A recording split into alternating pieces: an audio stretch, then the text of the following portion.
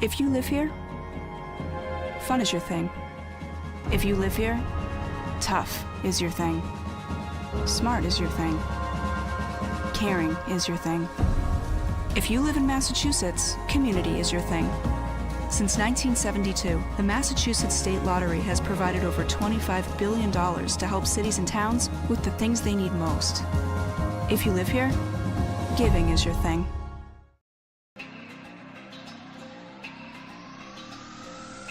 My family earns respect. My family clears bases. My family breaks records. My family wins MVPs.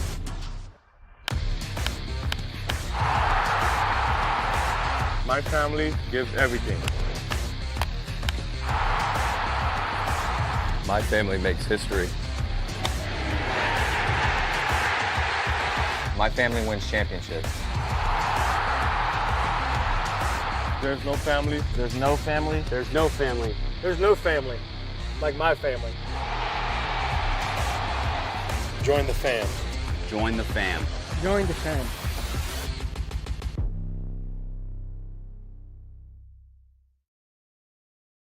When Alaska Airlines needed a partner for the complex operations of travel, they made the switch to T-Mobile. Our 5G has Alaska Airlines and their customers covered, from major hubs to remote destinations, with 5G coverage ready now for the demands of today and the future. T-Mobile's network powers Alaska Airlines as they deliver next-level care for all customers.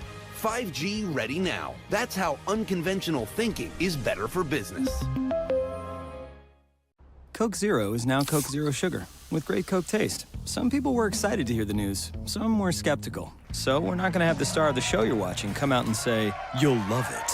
No special jingle written by this week's hottest pop star.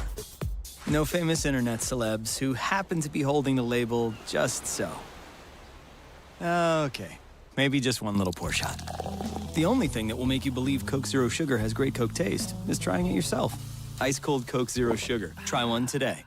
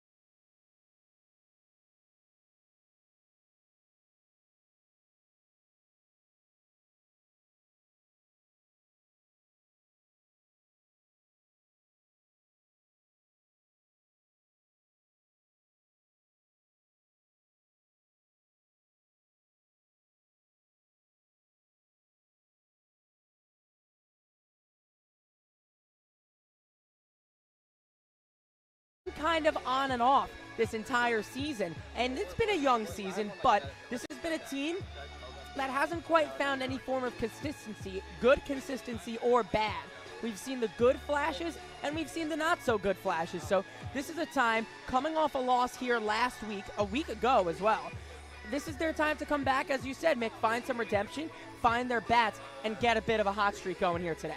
And they need a win today because there's a massive logjam right in the middle of the Western standings that features Wareham and Bourne and Hyannis within 1 point of each other. As we'll take a quick break and be right back here on the Harbor Hawks Baseball Network.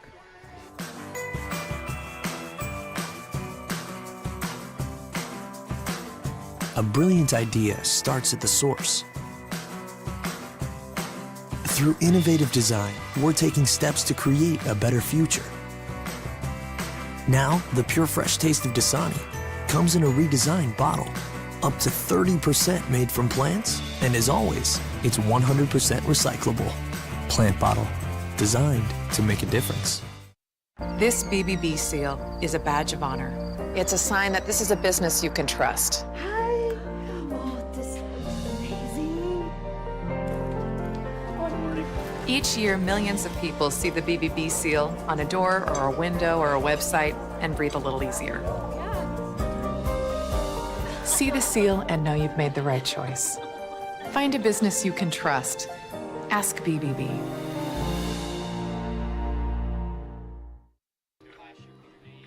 Welcome back inside Doran Park, getting you set for Harbor Hawks and Braves here on the final day of June. Guys, again, it was a disappointing loss last night, but coming out into today, there's a logjam in the middle of the West. Wareham, Bourne, and Hyannis, like we were mentioning, was all within 1 point of each other, so a win over Bourne could mean Hyannis propels themselves into second place, as high as second place. As well as the fact that they have a game in hand as well. They have played one less game because of the cancellation against Orleans. They'll be playing that game on July 3rd. And to be able to set themselves up and go into that game on a hot stretch, being able to say that they are the second place team and that they are pacing the pack right in that logjam behind Cotuit is going to be massive. Picking up steam for that game. The Orleans game is really what you're going to be looking at. You're going to be seeing this game and then the next games leading up to it as really, really important days so far in this season. Yeah, you talk about these are when you can get one back. It's about as big of an opportunity here tonight for the Hyannis Harbor Hawks to try and take that leap over. You can directly, you don't have to play and wait catch up and have to watch the out-of-town scoreboard. You have the ability to make direct impact on how you stand in these standings. And like we said, it's still early. You still have another month of baseball to be played, but being able to get it here before you flip over to July is going to be a really key test. Yeah, and a lot of coaches will tell you at this point of the season, you shouldn't be looking at standings. You should be worried about your own team and your own record and winning games. But with that said, we have a fantastic pitching matchup tonight between Liam Doyle for Bourne and Jamie Arnold for Hyannis. I mean, Jamie Arnold's just been nails all year long. Wherever we've seen him come in for a start, but majority coming out of the bullpen. His strikeout numbers have just been off the charts this season so far. And out of a bullpen that we've seen for Hyannis so far that you could almost say is the reason for a few of their wins, he has been one of the absolute stalwarts coming out of that pen. Yeah, he is. And then when you talk about Liam Doyle on the other side for Bourne, they've already seen him once. That was the guy that took the bump here last time, and he was lights out. That's his one and only appearance so far in the year. He went 4 innings and only gave up 2 runs, and those were both earned. So another strong pitching duel. And when you talk about Arnold on bump, he went 4 innings at Cotuit. He got roughed up a little bit there, only allowing 2 earned runs, but really excited to see him come back out and play a really especially strong baseball. And we saw last night that Kaler it was an interesting pitching matchup because both pitchers from last night's game had been the starters the last time Hyannis and Cotuit met. So now, this time seeing Doyle for a second time, it's going to be interesting how they respond after an 11-4 loss last week. Yeah, last time we saw Jamie Arnold out on the mound, it was a scoreless inning of work against Falmouth. He went 1 inning, walked 1, and struck out 1 again. As you mentioned, the strikeout numbers are off the charts, but offensively in this one, it was an offensive outburst for Bourne last time here at Doran Park. What does Hyannis have to do to contain this offense? Pitch into the black, find the strike zone. You have to get ahead in counts. That was their problem last time here. They fell behind counts, and then they had to pitch into the black. So if they can start early, get those strike calls earlier in the day, that's going to be key. You got to try and find it if you're Arnold. It's not going to be a shock if we're going to see him.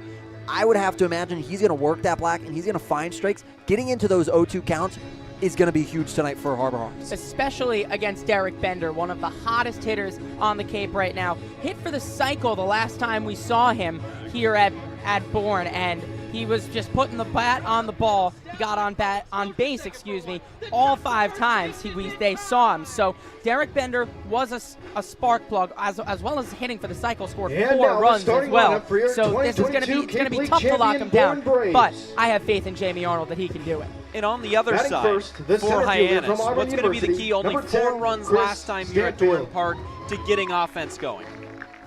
I think I'm going to say it again. It's going to be attack early. You got to work in your counts there. It really is. When you can attack and be efficient early in the at-bats. Once again, Cam Smith, I think, is a great example of the success you can have when you attack early. You look at him. He was attacking pitches early. Let's look back a couple nights ago. First pitch of the game, home run, bang. You go attack. I understand Hainline's going to have a very different approach. He's very excited to be in that. He wants to see a couple more pitches, but be attacking early for the rest of the lineup because those are going to be your best two pitches early in that contest. And once again, if they're going to maybe throw you a fastball, sit on that fastball, use it, take it, and attack early in those counts. And talking about Cam Smith, look at how much better of a hitter he's become after slotting into that leadoff spot and changing that approach to attacking early. He knows that he's going to be seeing the best pitches early in the count. He's taken that approach and he's ran with it, and being one of, if not the best hitters in this Hawks lineup over the last 5-10 games. We are certainly in for a good one here in the third matchup of the year between the Harbor Hawks and the Braves. We're going to send it to Bria Losick, who's standing by with the new guy. From Doran Park, I'm Bria Losick alongside Elijah Hainline, currently in the transfer portal. You just arrived a couple days ago. What's your experience been like so far? I mean, besides getting drilled first pitch at BP, it's been pretty good. I mean, it's a great place out here, and I mean, the fans do come support when we do get a good amount, so it's fun. Hopefully Arnold's a little bit more accurate than Lexus on the mound tonight, but you have transitioned a little bit to shortstop playing for the Harbor Hawks so far this year, but the past 2 years you've played more second and third. What's that adjustment been like? I mean, I always grew up playing shortstop, so it hasn't been too tough at all. I mean, shortstop I will always say is my position. I've just had the versatility to go play second and third the last couple years, so transitioning back has been pretty fluid and everything like that. So you're hitting leadoff tonight for the first time. Are you excited, and do you have experience with that? Oh, I'm very excited. I mean, I hit leadoff all last summer and everything like that, and I mean, I always like hitting leadoff. I mean, go out there and attack early and set the tone for the team and everything like that and see if we can get a win and change up the lineup a little bit. So. All right, thank you so much, Elijah. Just cut it. Hey, Mama, what's up? Did you switch my service from Verizon to T-Mobile? Yep. T-Mobile has the only nationwide 5G. Well, Mr. Know-It-All, let's see if you right about that. Mama. Hey, Mama, I'm working. It works at the pie shop. T-Mobile's 5G works inside and out. Hey, what you need, Mama? I'm trying to watch the game with my boys. It works in the park. Oh, okay. Mama? It works at the aquarium, in the parking garage, at the beach, in the elevator. It works in the movie theater, too. Oh, shush yourself. I'm talking to my baby. You're driving me crazy. I was just calling you to say thank you, baby. I love you. I love you too, Mama. Yes, Mama. It works in the kitchen. Hell, Mama. Mama? 5G, it works in the club. Who are you on a club with? All about it. Hell, Mama. We all have obstacles, challenges at different points in life. I still push myself every single day, and the harder I push myself, the more I find myself drawn to wearing UFOs. The first time I put on a pair of UFOs, it was like someone released the pressure. It was so crazy. When you are recovered and can do more, that has a compounding effect on all aspects of your life. Stepping into a pair of UFOs, they're truly one of a kind. There's nothing like them. Best ever? Good question. Wait, why do you sound like Dr. J in your head? I've always sounded like Dr. J in my head, which means Dr. J's outside voice sounds like my inside voice? Which Coke? The doc would know. He got the world to call him doctor without going to med school. There's only one best ever.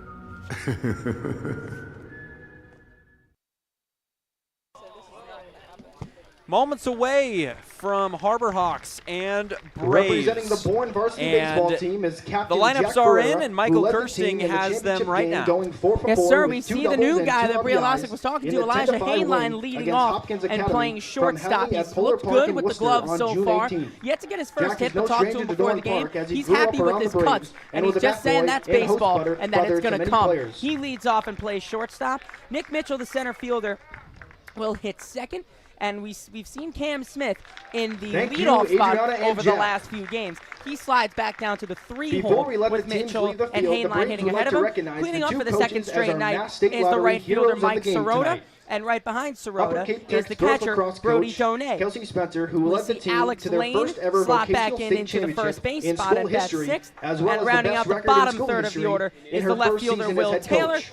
the designated hitter, Ethan Bates, Bourne and the varsity second baseball baseman, coach Sean Eric Donovan, Snow. And who that's is the Bourne- lineup that will who is face a Bourne Liam High Doyle. alumni himself. Led And the Liam team Doyle to a himself 13-7 is a very record interesting and their pitcher, first Jacob state Irons. Yeah, championship in Liam school Doyle. history. What I love about Liam Doyle, and I think I'm going to speak for, although he's on the Kelsey and opposing Sean, Bourne we team, recognize he's you from Derry, as New Hampshire. Mass This is a State New England guy, Heroes of the grew game up tonight, probably in coming to appreciation games, for your and hard work, he dedication, understands and what it passion means to it be in takes to Cape coach Cod. sports at He any understands the level, level and of certainly high baseball. school It students comes to win here. state So being from championships. New England here, however, went down south, maybe away from the New England Winters a little bit. He now Congratulations once attends again to Coastal both teams, Carolina, and thank a you for really coming out to solid Dorn Park institution that tonight once to be again honored. continues to show out time and time again. And really, he was a big part of that Chanticleer's lineup in that Sun Belt Tournament Championship all-tournament team. So he is going to be good tonight. Once again, we talked about it. He commanded the zone last night. They're going to have to try and attack him early.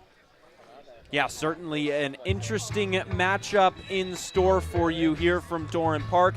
The 6'2 left-hander will look into this Hyannis lineups that see some differences from the past nights. Cam Smith no longer in the leadoff spot, drops down to third. No more Austin Kelly in the lineup after getting a couple of starts in a row. Are these adjustments going to pay off? I mean, hey, I hope so. And if they're being thrown out there, I think Eric Beatty hopes so. I really like Elijah Hainline hitting in this leadoff spot. He's a contact guy, hit over 330 this season in his freshman year at Washington State, and he's in the transfer portal for good reason. I bet if there's going to be a bunch of head coaches calling him. And him hitting leadoff just sets the table for guys like Cam Smith and Mike Sirota, high average guys, to drive him in. I love this lineup tonight. I think this is about as analytics-driven a lineup that you can get for the most part while still keeping a little bit of that eye test feel. So I'm really excited to see Snow in that 9-hole tonight. He was the guy that really stood out against us, had that triple against Doyle back in that last game. I really like keeping Snow in here with that analytics base that he's going to really play well against Doyle while also keeping your mainstays, and then also moving. I understand Smith. I really like Smith in the leadoff, but getting him to be able to do something in that spot to have runners on with Smith up to bat, I really like having two above him. Yeah, and they had him in that leadoff spot because of how productive that bottom of the lineup has been. But now with guys like Hainline and Mitchell slotting in, that serves as that bottom of the lineup that he was hitting for. Not only that, now he's getting about the same amount of at-bats while giving Hainline a few more of his own. Hainline stands in for Hyannis, facing down Doyle. And we are set for baseball here from Bourne. It is a lovely, lovely night. And the first pitch is away, and it's outside for ball one. First pitch at 6:04.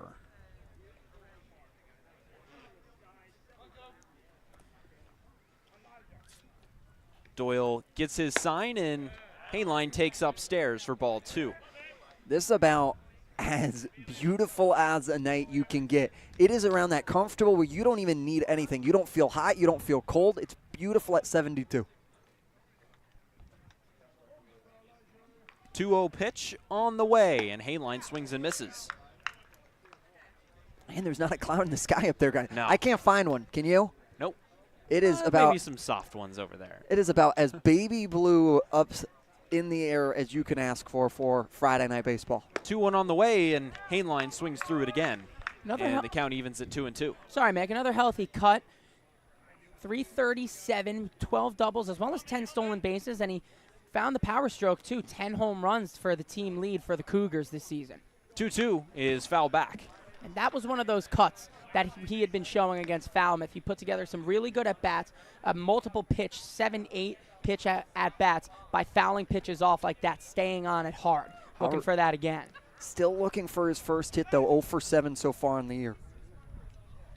Another 2-2 on the way. Here's the pitch, and it's fouled back again. There's a slight breeze out towards left center field, so maybe a little bit of help with righties in the box right now. And we mentioned it. This is a big, gigantic, spacious outfield. Another 2-2 on the way to Hainline. Here's the pitch, and it's taken upstairs with an off-speed pitch. It's 3-2. And he touched upon it with Bree in that pregame interview about how he was a leadoff batter last year for his summer ball team. He was excited to get back into that spot and really be able to set the table well for the guys. 3-2 is on the way, and it's taken upstairs. Did he check his swing? He did not. It's a strikeout for Heinlein, and much to the chagrin of Hyannis fans, he will go down on strikes. The center fielder from Western Illinois University. Great at bat regardless, Nick but it seemed Mitchell. like it seemed close, and Heinlein was already halfway down to first. He was sure that he didn't go, and as you said, much to the chagrin, that sets him down. So in stands Nick Mitchell. First pitch to him is taken in there for strike one. Lefty on lefty here. Your umpire and crew today is going to be Ryan Damari behind home plate, Alan Limbardarni over at first base, and Jeffrey Kenny at third. 0-1 on the way, and it is in there, another off-speed pitch for strike two. Cam Smith stands on deck. Nick Mitchell, newer player, wearing number 8, chokes up on that bat and flies that one out to center field. Barely having to move is Stanfield as he camps out under it, takes a couple of steps to his right and puts it away for out number 2. And that pop-up just goes to show you it's a high arcing pop-up, but Stanfield is only halfway Now through in batting, that the third situation baseman center from field Florida because of State how University, deep it is, number going at 13, 395. Smith. Nice little segue into the defense. Just saw Stanfield in center. We'll see Peterson in left and Diggs in right. Foster, Vastine, Kuroda, Grauer, and Michelle from third to first. And Guzman and Doyle make up the battery pairing today. First pitch to Cam Smith is taken outside for ball 1. Smith, of course, has hit out of the leadoff spot in the last couple of games and had a ton of success with it. 1-0 to him is flown foul down the first base line. Last 4 games he's had out of the leadoff spot, and in 2 of those he led off the game with a home run. Hitting third, though, tonight, perhaps in an effort to try and get him up with more runners on base.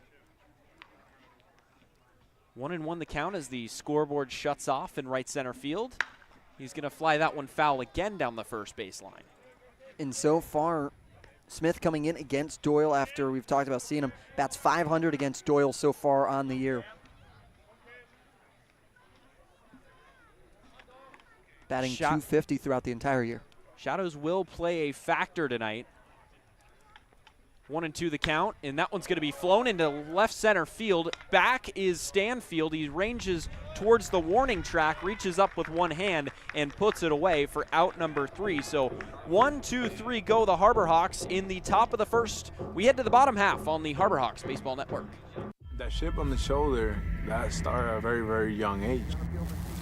People's expectations are, they're cool, they're fun, but mine are bigger.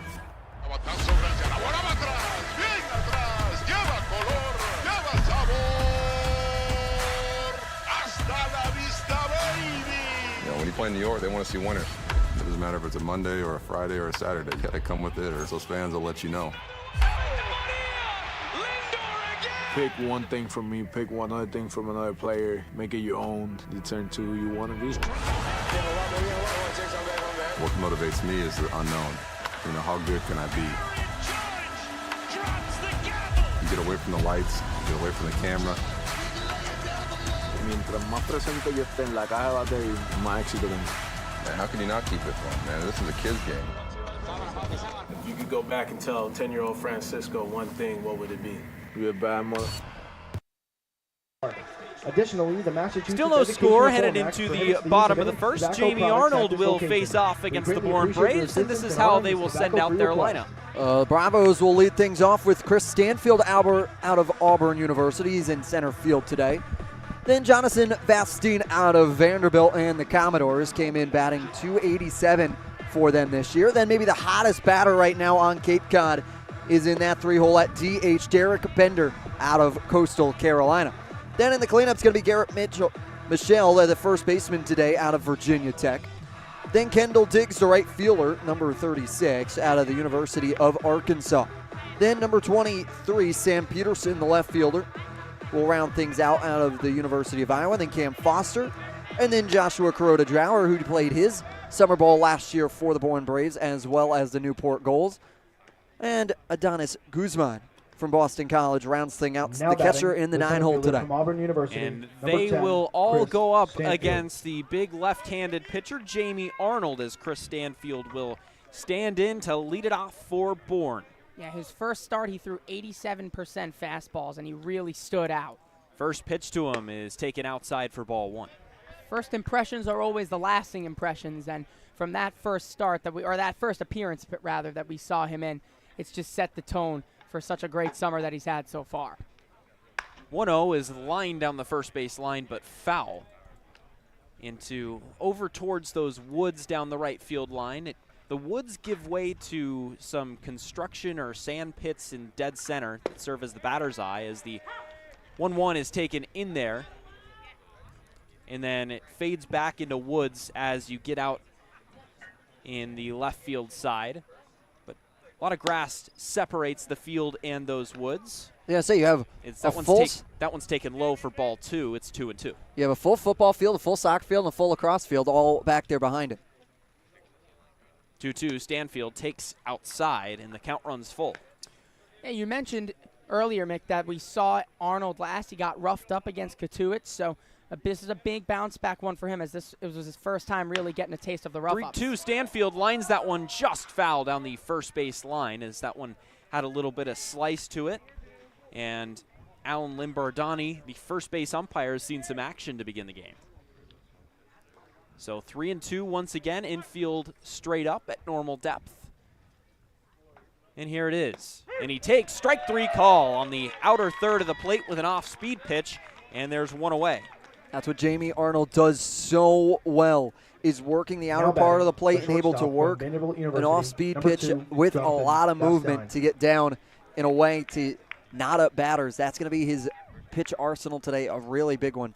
And choosing that selection and knowing when to throw what pitch is so huge when you're a guy like him who really has a 2-pitch mix, and that was a perfect time to be dropping a pitch in Jonathan Vastine stands in and takes ball 1 low and in. So Vastine, the lefty, faces the lefty Arnold. 2 lefties in the 2 holes for each team tonight. Here's the pitch, and that one's taken in there for strike 1, a fastball. This is what makes Arnold so well, is his command. He lives in the zone for the most part, and if he's not striking people out, he's going to work to contact. 1-1 is grounded to short. Up with it is Hainline, and he's going to charge in and throw on the run and make the play in time to first base for out number 2. Great play by Hainline, playing the bounce here. Little choppy over there. Took a weird bounce, but able to play on it. And that's a great situation where he didn't wait for it to come to him. He goes and charges it in that situation and gets the throw over in time. And that's what they bring him in for. He also hits really well, but his glove has been something to marvel at.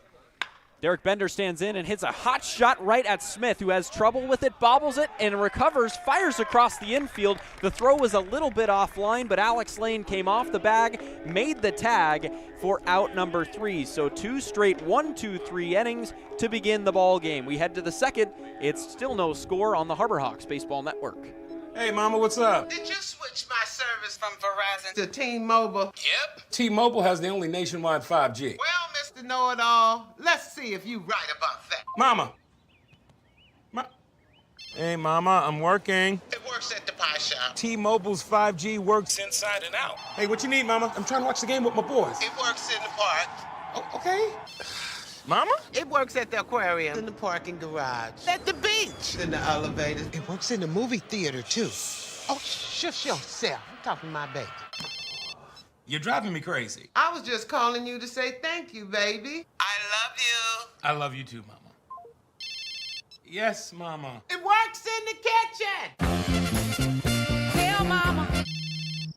Mama? 5G, it works in the club. Who are you in a club with? All about it. Hell, Mama.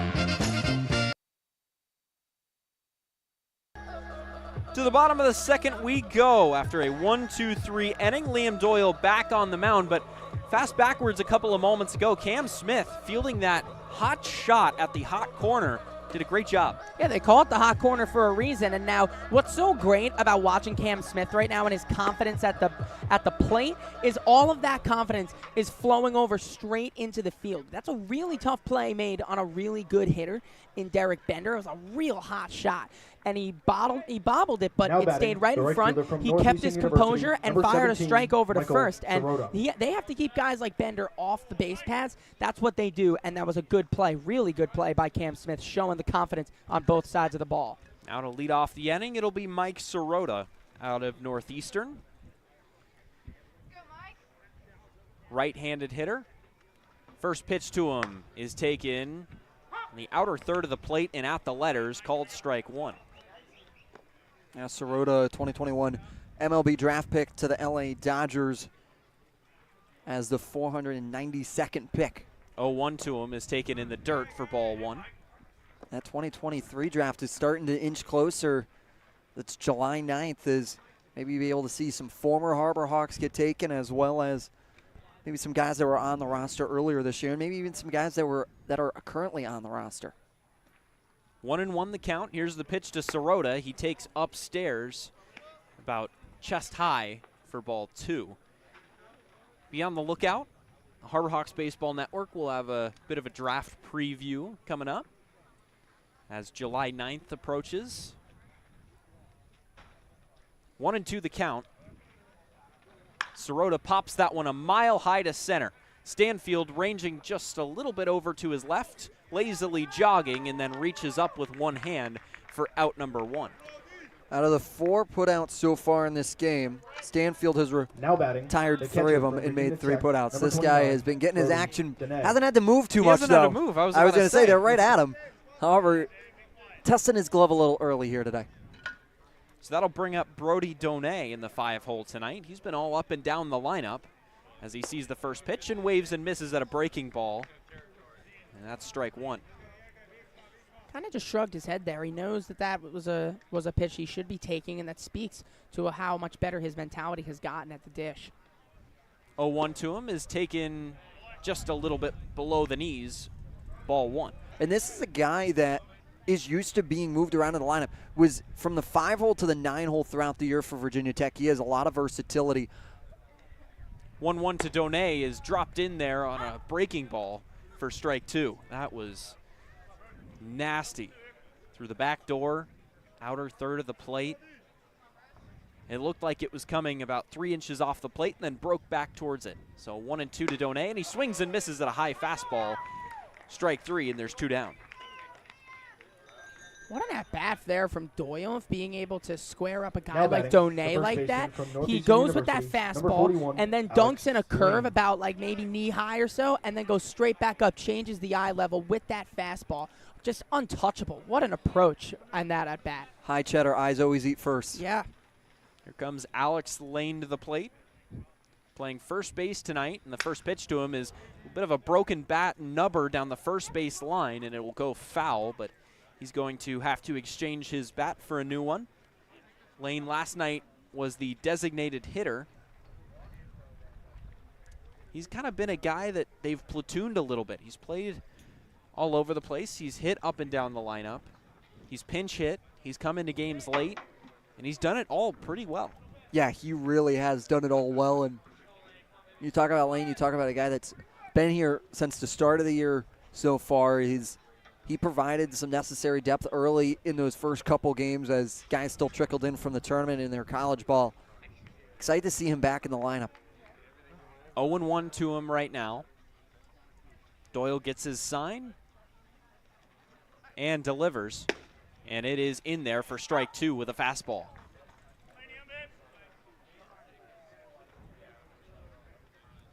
Looking to go 1-2-3 for the second time here in the second. 0-2 to him, and that one's lined, hit well to center. Stanfield ranging in, and he's going to dive and make an incredible catch. He got a late jump on it on a sinking topspin line drive by Lane, and that is the third out of the inning. So the Harbor Hawks go down 1-2-3, but allowed out number 3, and we head to the bottom half on the Harbor Hawks Baseball Network.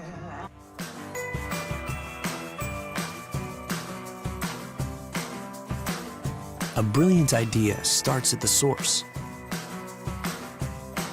Through innovative design, we're taking steps to create a better future. Now, the pure fresh taste of Dasani comes in a redesigned bottle, up to 30% made from plants, and as always, it's 100% recyclable. Plant bottle, designed to make a difference. This BBB seal is a badge of honor. It's a sign that this is a business you can trust.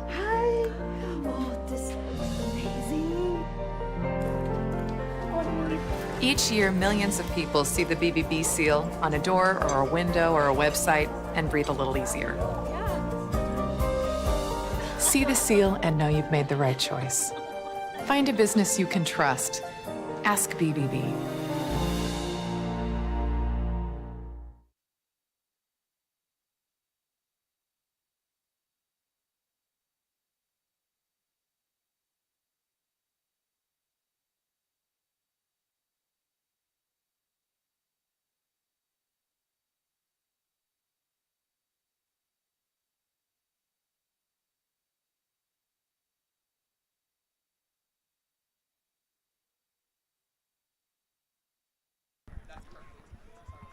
Back with you here from Doran Park, and standing in is Garrett Michelle after a 1-2-3 inning from Jamie Arnold, and he's going to foul that one back for strike one.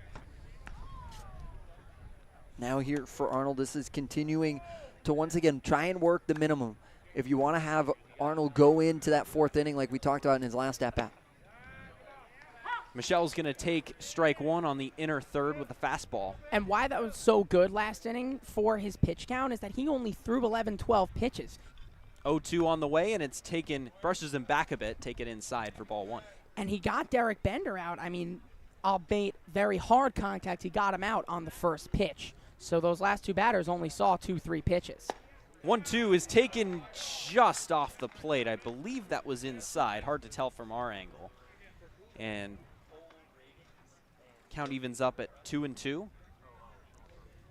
Here's the 2-2, and it is taken down and away. Checked his swing. He did, says third base umpire Jeffrey Kinney. And the count will run full. Michelle, a .285 hitter on the year, 1 home run, 9 runs batted in, and a 3-2 to him. Swing and a miss, he got him.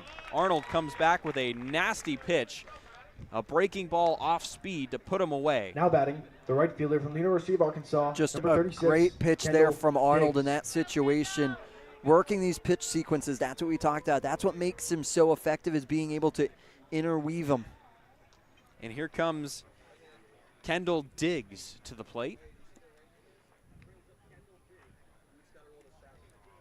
First pitch to him is taken in there off speed for strike one. And I think what makes it even easier to root for Arnold here is before the game, he was playing catch with a little Cape Cod Baseball League fan. 0-1 is taken in there again. Same pitch, same location, strike two. Yeah, kid was just hanging out over by the fences, asked if he wanted to play catch, and brought him onto the field and was playing catch with him before his start tonight. 0-2 from Arnold is taken just low. Looked like Donay might have wanted that call. But the count moves to 1-2. This is Diggs' second at-bat of the year. 1-2 is taken just below the knees again, and it's 2-2. On this 2-2, Diggs looking to try and break through from Arkansas. Here's the 2-2, and it's taken low again for ball three. That one was further down with a fastball. It was well below the knees. Good take from Diggs, and now the count runs full. Here's the pitch, and that's lined into left center field over the head of Hangline, and it goes into left field, fielded by Taylor. It'll be a one-out single for Diggs, and that is a great at-bat. We've seen the three batting, batters, well, this Diggs and the two guys who struck out, Michelle and Sam Stanfield, Peterson. both worked full counts, and they had ended up both striking out, and you could tell that on these full counts that one of you guys said it, don't remember which of you, but he pitches to contact. Here's Sam Peterson, and he takes a strike at the knees. And that's the danger of it, but in a full count, you have to give him something to hit, and credit to Diggs for getting his bat around. 0-1 the count to him, no score, bottom second. Here's the pitch, and it's taken low and away for ball one. Diggs at first after having that single dumped into left center field. Now Peterson looking to do something. 1-1 the count. Here's the pitch, and that one's a little knuckler into left field. Charging in is Taylor, and he's not going to get there. He's going to field it on a hop and throw it back in. So another single here for Peterson, and there are runners at first and second with only one out. Now, this is the danger of only having, you'd say, maybe a two-pitch mix if you're Jamie number Arnold, 21, is that you Cameron can't really go Foster. to a tertiary off-speed pitch, as he only works with that fastball slider. You don't have another curve, a change, so it's an interesting approach to be able to go about it with just one off-speed pitch and looking for a ground ball. So here comes Cam Foster, and he takes in there at the knees for strike one, inner third of the plate. Runners at first and second, one out. Double play possibility still in play here as you see both the middle infielders shading closer to that second base. Pitch is tapped to second, right on cue. Snow flips underhand to second to Hainline. His throw to first is off the mark. Lane had to jump up and come off the bag to get that one. So the Harbor Hawks do get one, retiring Peterson at second. But on the play, Diggs will move up to Now third. batting, the second Foster baseman moves from to Rutgers first, and there's University, two away number with 13, runners at the corners. Joshua Kuroda Grauer. I see Joshua Kuroda Grauer here. Returner for Bourne. Came in late during the postseason form last year. Here's the pitch to him, and he swings and misses late on a fastball. Out of Rutgers.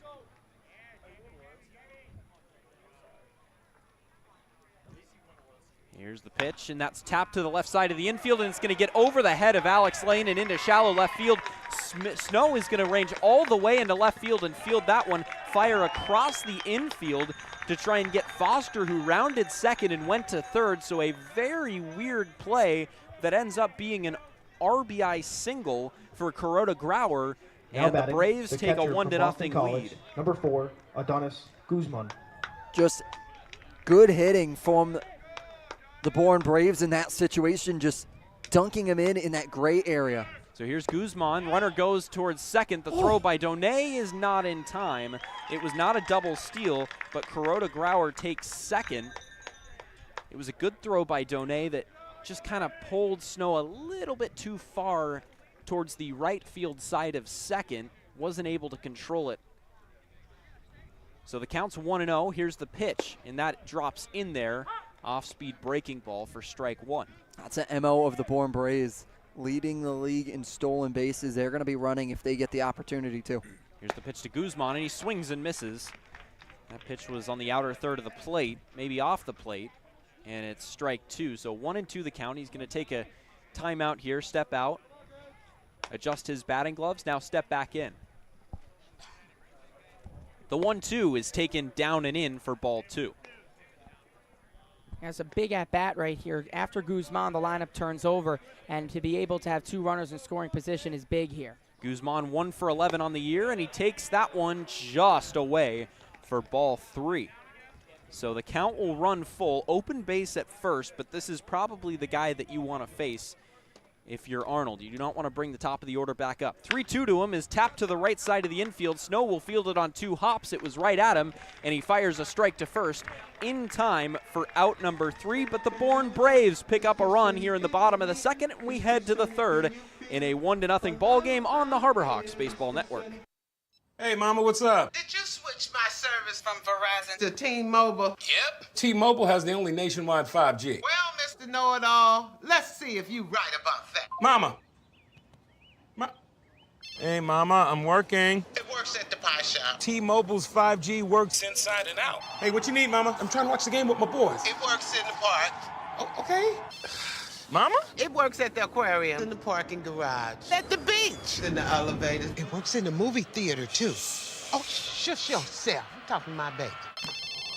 You're driving me crazy. I was just calling you to say thank you, baby. I love you. I love you too, Mama.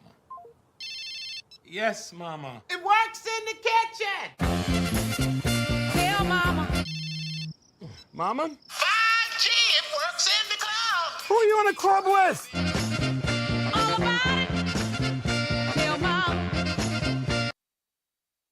1-0 Bourne is our score. Let's take a look around the Cape Cod League and look at how the standings are shaping up right now, Jacob Irons. Yeah, let's start over by the Atlantic Ocean in the East. It's YD standing in at 21 points at a 10-6-1 record. Closely behind him, only by a point, is Harwich at 10-6-0.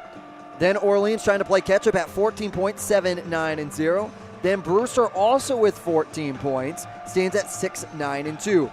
And in last place in the East right now is Chatham with 9 points at 4-11-1. Now let's go over to the West. We saw Katua take down Hyannis last night. They improved to 12-5, a 3-game winning streak for the Kettleers, now up pacing the rest of the league too with 24 points. Now 8-7-2 is Wareham with 18 points, and these two teams right here, Bourne and Hyannis, both level on points. 8-8-1 are the Braves, and Hyannis is 8-7-1. And bringing up the rear is Falmouth 5-10-2. But here come the Commodores on a 2-game win streak. See if they can make some more of it. Will Taylor leads off the inning and takes a strike on the outer third of the plate with a breaking ball, and that's strike one. YD and Harwich, those are the two teams that I'm most interested, of course, besides the Harbor Hawks. 0-1 to Taylor drops in there again with another breaking ball for strike two. But those two at the top of the East right now are really interesting. They've been separated by a point for what feels like the entire season. Yeah, that East Division is clouded. 0-2 to Taylor. That one's popped up to left field. Ranging in is Peterson, and he camps out underneath it. Reaches up with one hand and puts it away for out number one.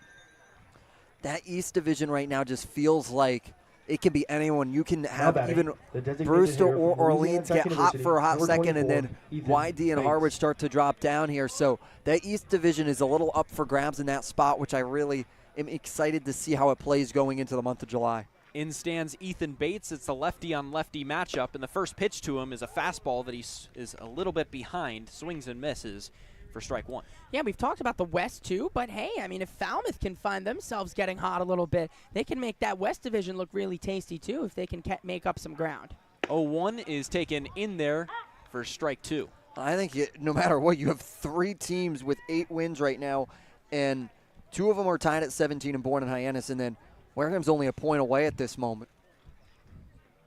0-2 the count. Here's the pitch, and that one's fouled back on a defensive swing, and he will stay alive. And we haven't even made the halfway mark of the season yet. We are almost just a little over a third into the season, but there's still a lot of baseball to be played, an entire month.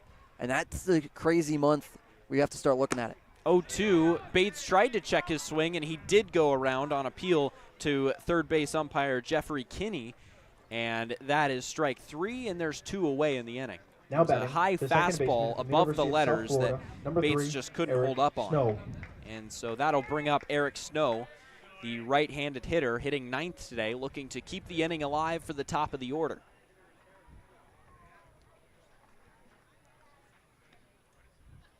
Here's the pitch to him, and it's taken outside for ball 1. 2-run triple and a sac fly last time they were at Doran Park. So a nice day, batted in 3 of the 4 runs for the Harbor Hawks. The 1-0 to him is looked at for strike 1.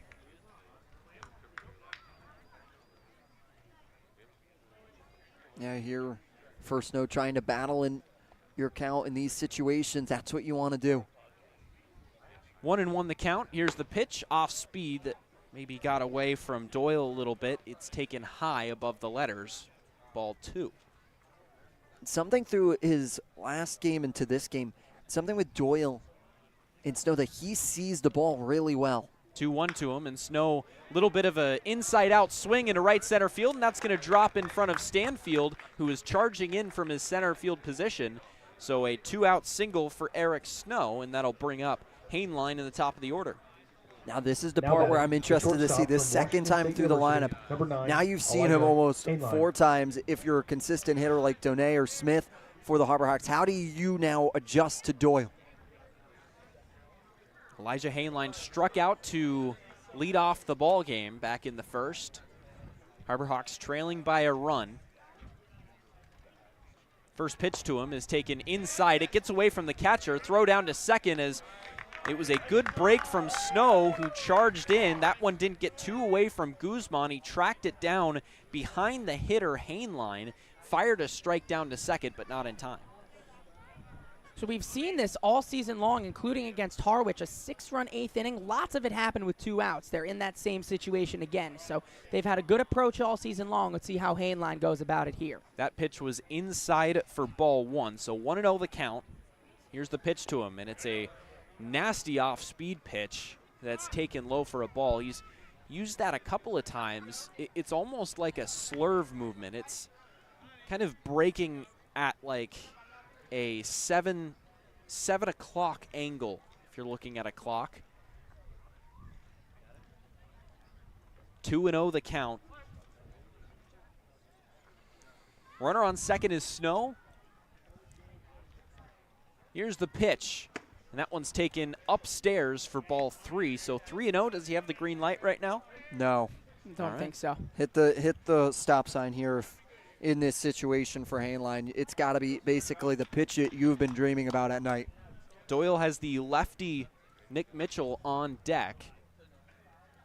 3-0 the count. Here's the pitch, and it's taken upstairs for ball 4, so a bit of a 2-out rally brewing here for Hyannis.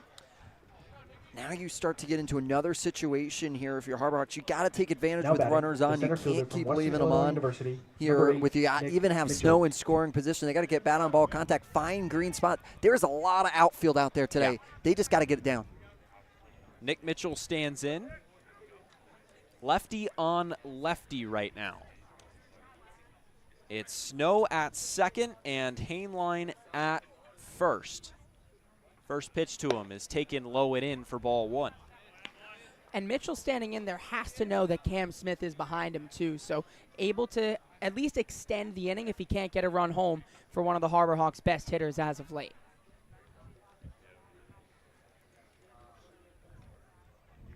Here's the pitch to him, and that's fouled straight back on an off-speed pitch. The shortstop, Vastine, is holding Snow on at second, so a decently sized gap on the left side of the infield. Of course, that's not Mitchell's pull side, but if he can work one away, he has a good chance at picking up a hit. The 1-1 to him is popped foul down the third base line. Mitchell doing a great job keeping his at-bat alive. Once again, working quality ABs. That's what we've talked about, is how to be the key to success here for the Harborhawks to get runs in. Harborhawks trailing 1-0 right now. 1-2 the count to Nick Mitchell. 2 outs in the inning. Runners at first and second. Here's the pitch to him, and he takes outside for ball 2.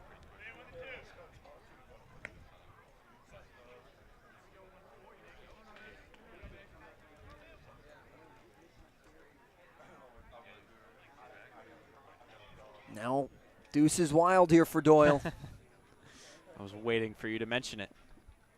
I appreciate you laying out for me. Another 2-2 to Mitchell. Here's the pitch, and he fouls that one back again. Good battle brewing.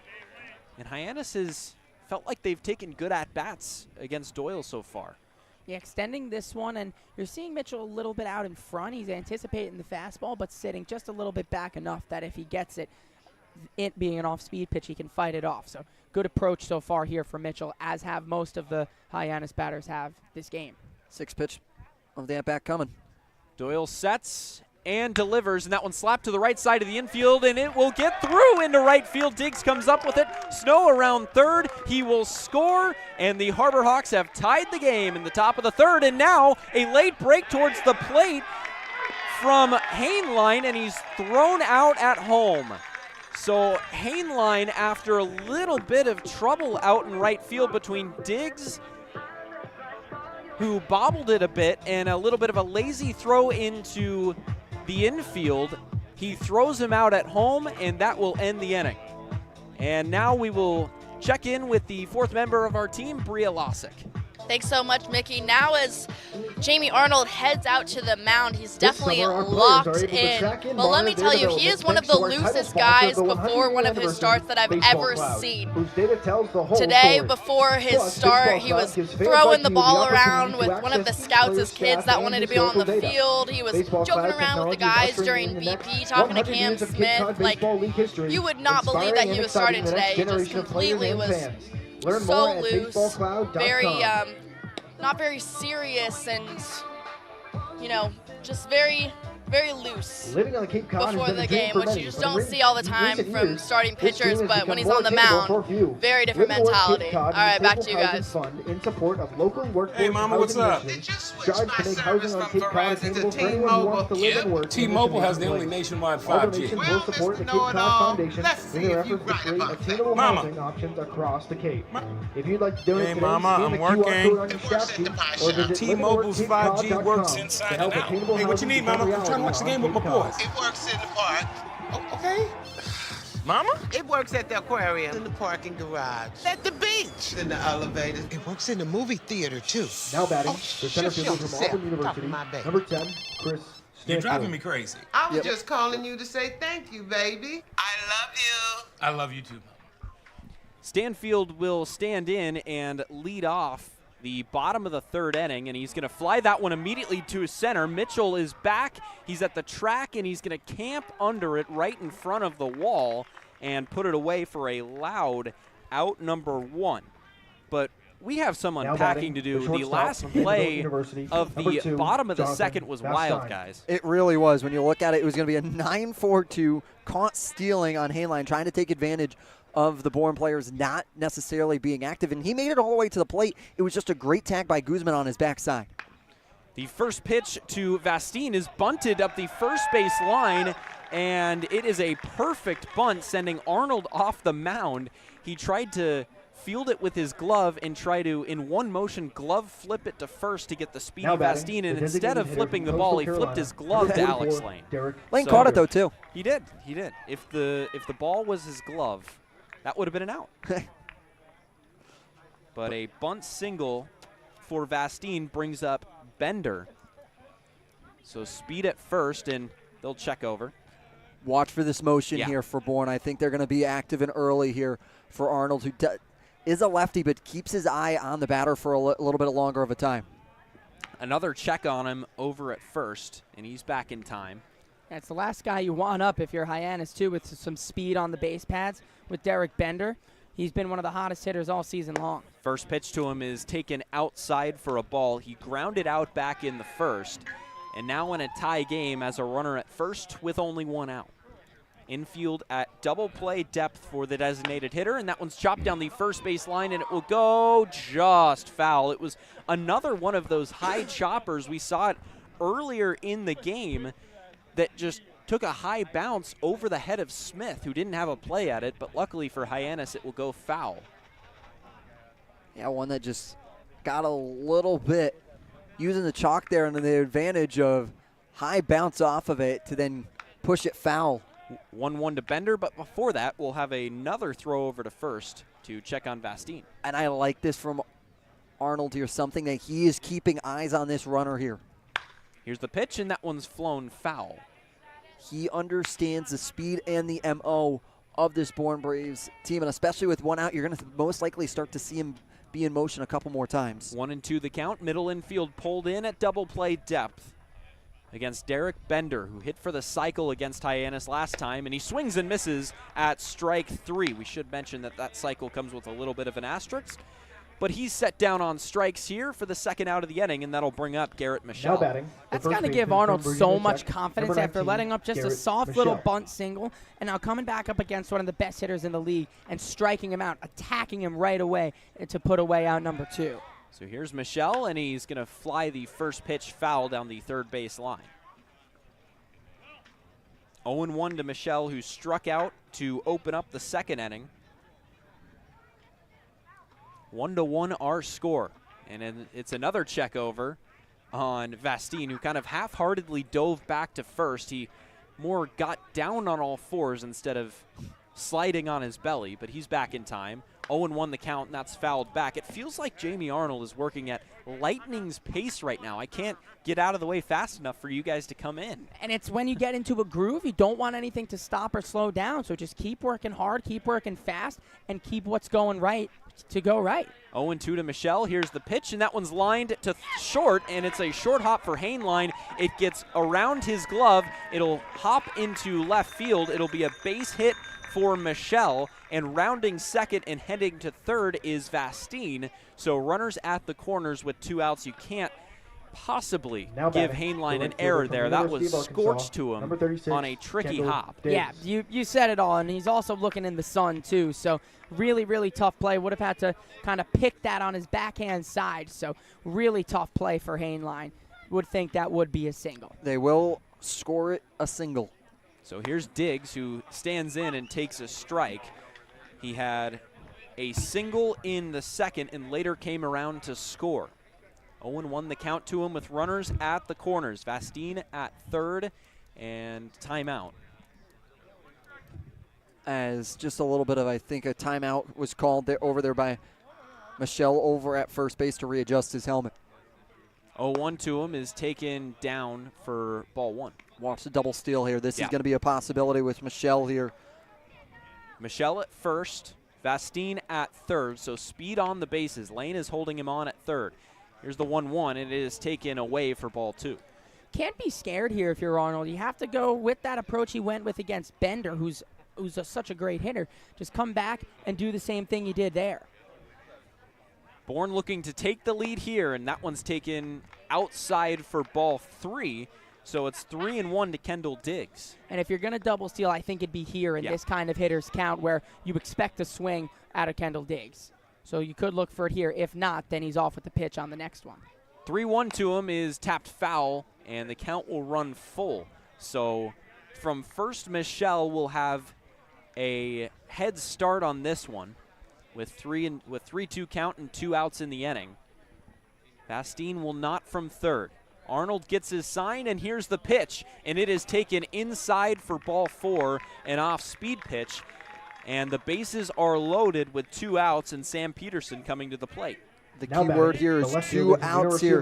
You just got to find an out here, no matter if it's Peterson in the box or by tagging the nearest base, because at this moment, any base is an out here. You just got to try and not allow a hit and get it to drop in.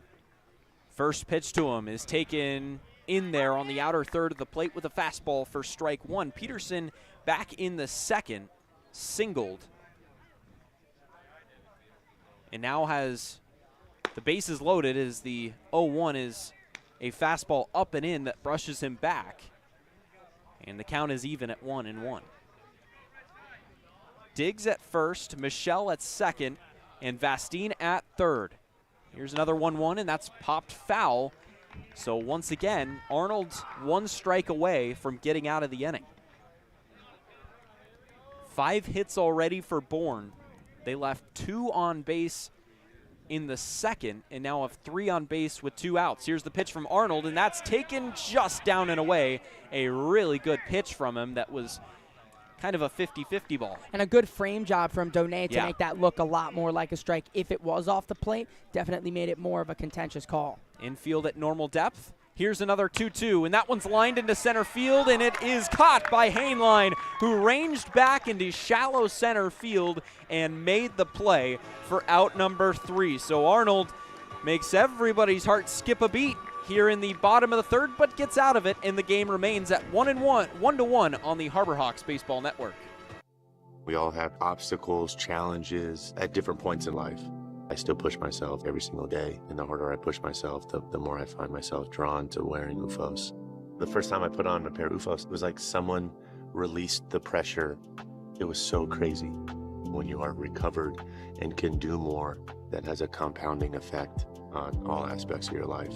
Stepping into a pair of UFOs, they're truly one of a kind. There's nothing like them. Best ever? Good question. Wait, why'd he sound like Dr. J in your head? I've always sounded like Dr. J in my head, which means Dr. J's outside voice sounds like my inside voice? Which Coke? The doc would know. He got the world to call him doctor without going to med school. There's only one best ever.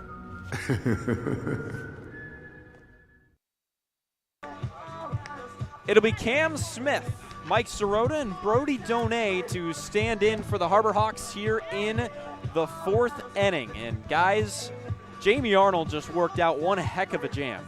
Yeah, he did. And once again, it's solid defense behind him, and that's going to be a key to the Hyannis Harbor Hawks' success down this line, is when you can get your defense behind you to play strong. And especially for Arnold in a situation where he's throwing pitches to contact sometimes, being in that ability to trust the defense behind you, and a great stab by Hainline there to get him out of it.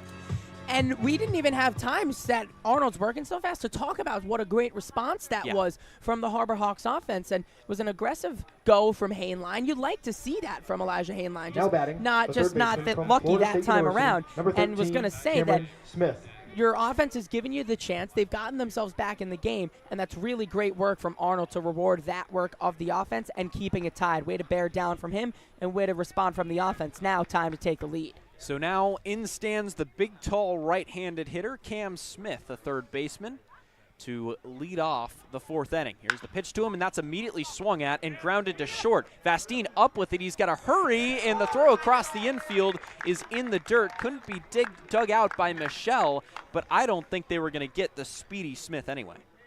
And that's what we talk about it. Attack early, attack often. Cam Smith has been seeing those kinds of pitches early in counts, and he's been attacking them. And that time, we really saw his wheels on display there, too. It was a really tough play for Vastine to make, ranging to his backhand side, but great work from Smith to be digging it out the whole way and force that errant throw. So in stands Mike Sirota after the leadoff infield single from Smith. Sirota, another right-handed hitter. Here's the pitch to him. That's a bit of a excuse-me swing, probably wanted to check it about 3/4 of the way through the swing, and that's strike one. And those are the kinds of pitches that make you see exactly why Cam Smith is attacking early, because the deeper you get into counts, the more likely it is that Doyle's going to be able to control that count, and that's such a tough count to be coming from. Now it seems to be a quick timeout here from Sirota to have a conversation now as a little bit of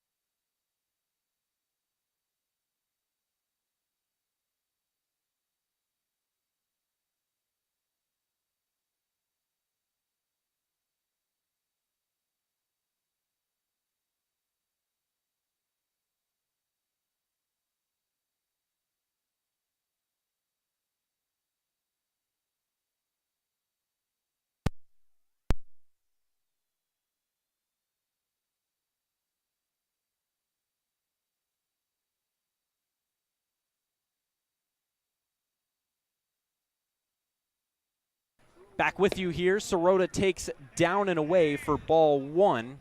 Excuse the technical difficulties there, but not much happened. There was a check over to first to check on Smith. Count even at 1-1.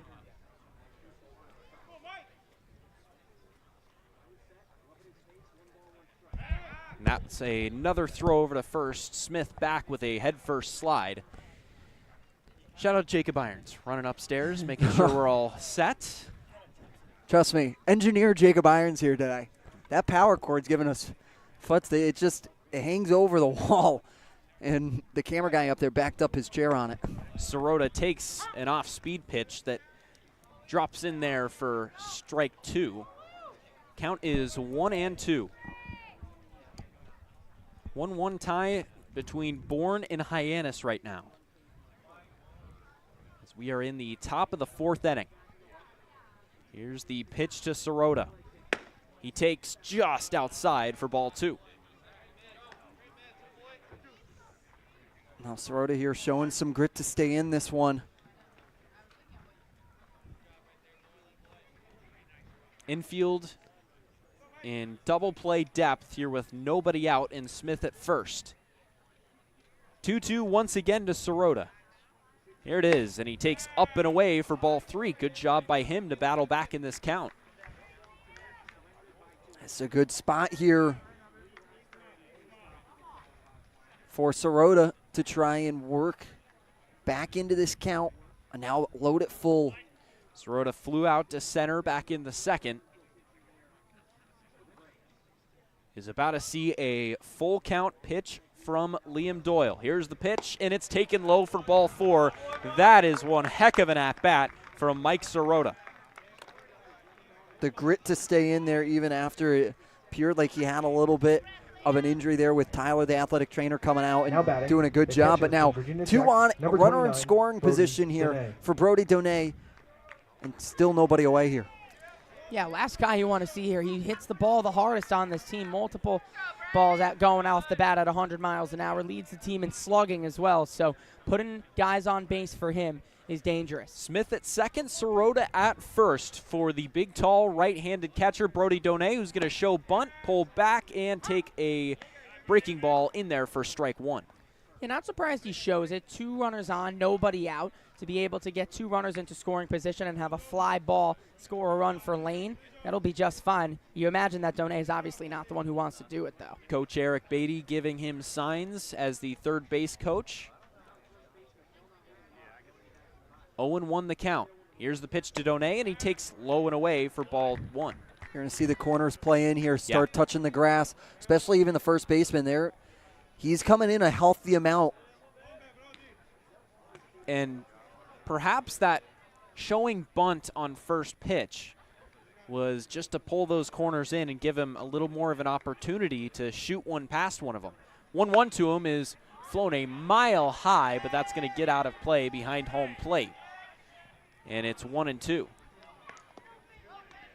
Yeah, up by the Upper Cape Technical High School building over there.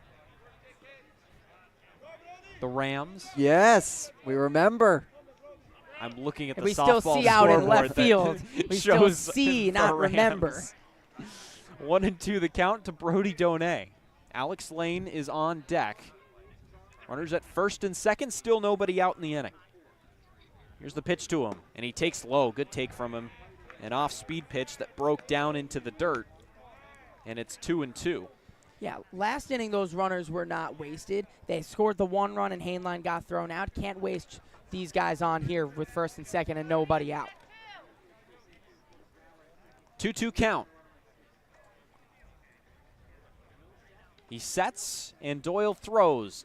Donay pops that one, another one, a mile high, and that one's going to get out of play again behind home plate. Man, Donay's pop-ups are something to behold. They always find a way to go upstairs and get a mile high, maybe climb to a 4-story building at times. Another 2-2 pitch coming to Donay. 1-1 the score. Righty on lefty. Here's the pitch to him. And he takes in there, called strike 3, and nobody agrees with that one on the Hyannis side. But a good breaking ball on the black retires the first out of the inning. And you know that it's Donay who's in the plate. He's doing the catching, so you feel like he knows the strike zone the best there. So if he's talking to the umpire about that, maybe it's why am I not getting that call on the other side, or why is that being called on me and not my pitcher? So in stands Alex Lane, who was robbed of a hit back in the second inning on a diving play by the center fielder Stanfield. First pitch to him drops in there with an off-speed pitch. Strike one. Lane here, the righty. I like the big gap between Foster and Vastine at third and short respectively. It's a sizable gap.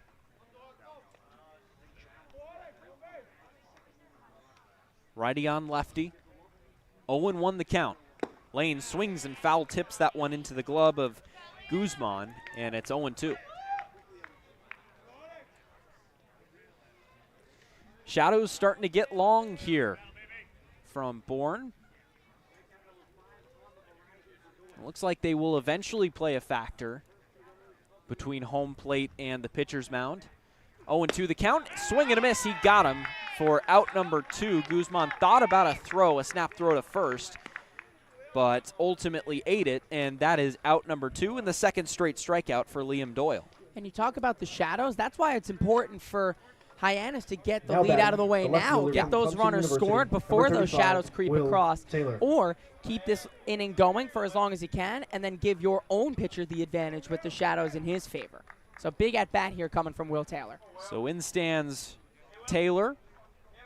A fly out to left for him in the third inning. First pitch to him is tapped to the left side of the infield. Charging it is Vastine. He's up with it. He throws across the infield in time to retire Taylor. And that is out number 3. So a long third inning ends in no runs scored between either team. We remain tied at 1 on the Harbor Hawks Baseball Network. Diet Coke? Who are you, my mom? You should be so lucky. Because you know what moms do? Well, I suppose we should start with the whole giving you life thing. It seems like that should be enough. No? Okay. What about her ability to send shockwaves through the neighborhood without saying a word?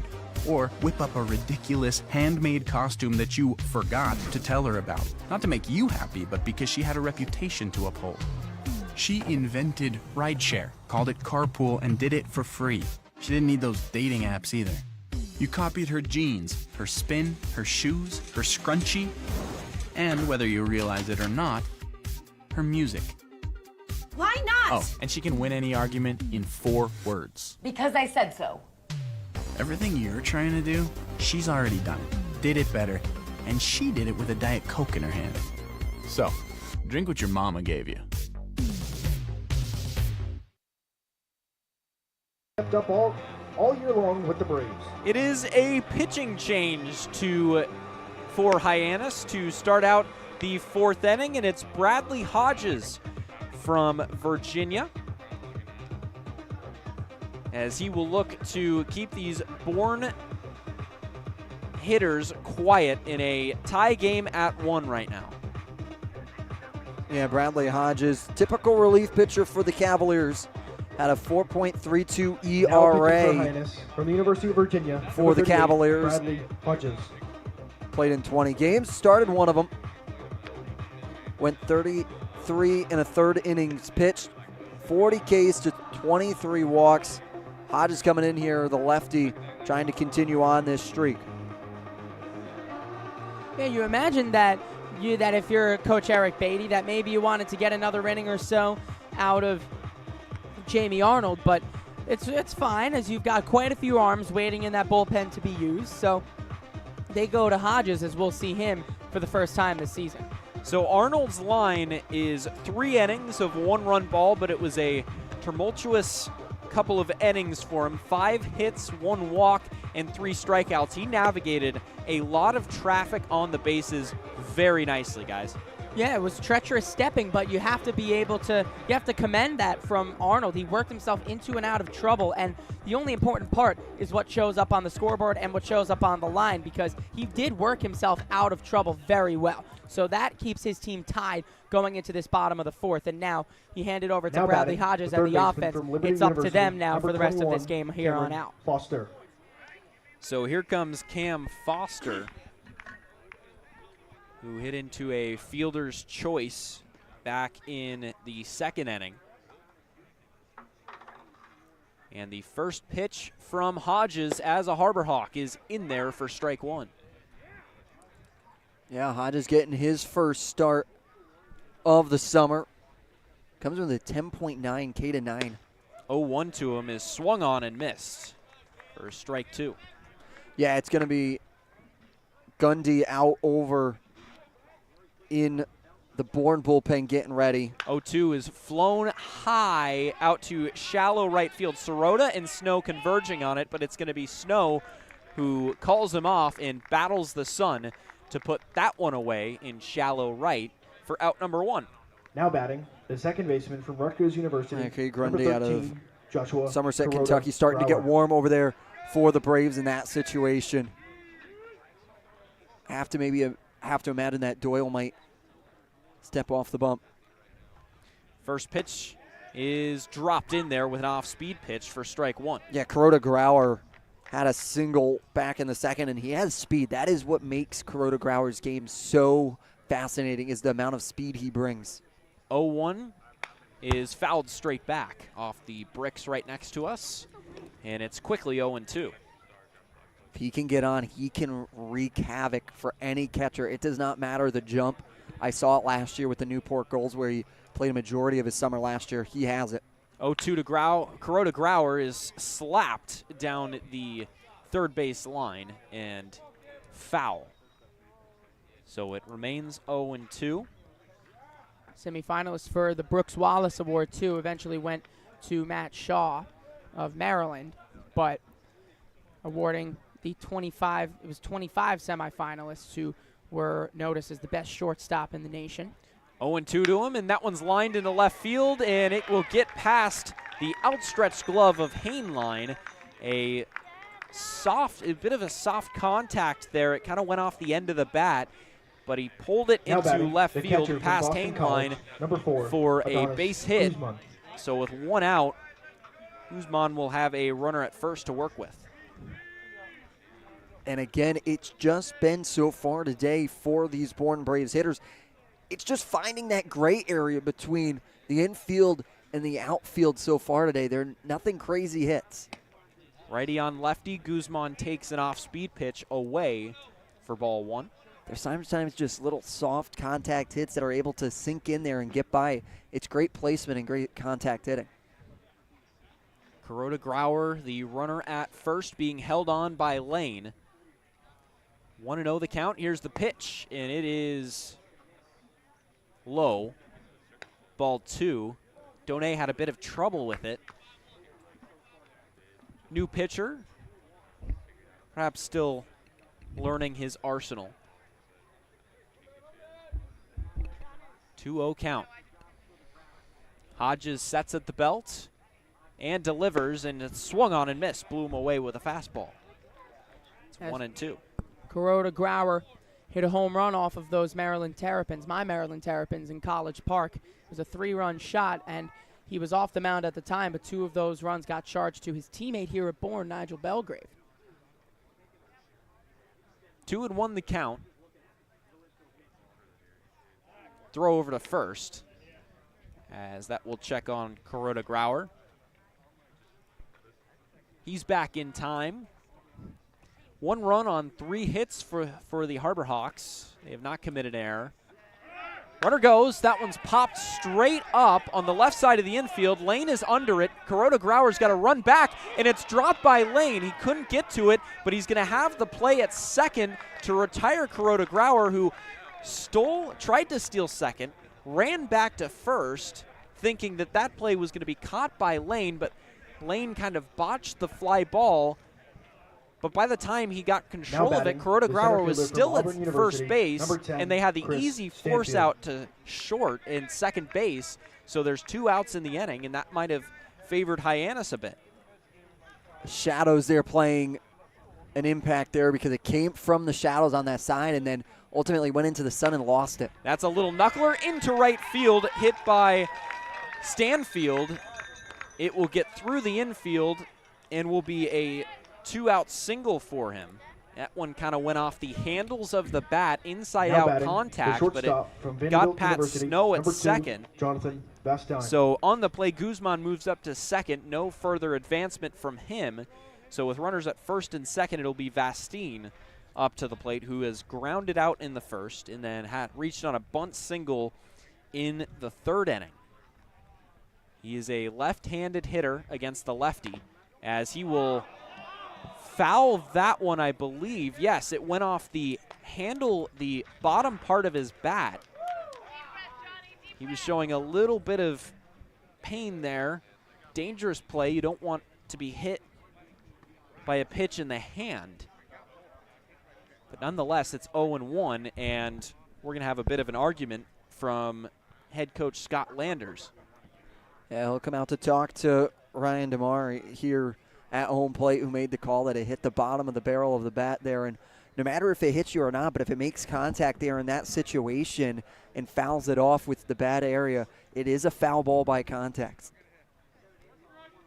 Yeah, if a pitch hits you and you swing at it, or if it hits the bat, it's a strike. 0-1 the count. Here's the pitch, and it's spiked in the dirt, and this will allow both runners to move up as it gets to the backstop. A little bit of a wild off-speed pitch there that Donay really did not have a shot at.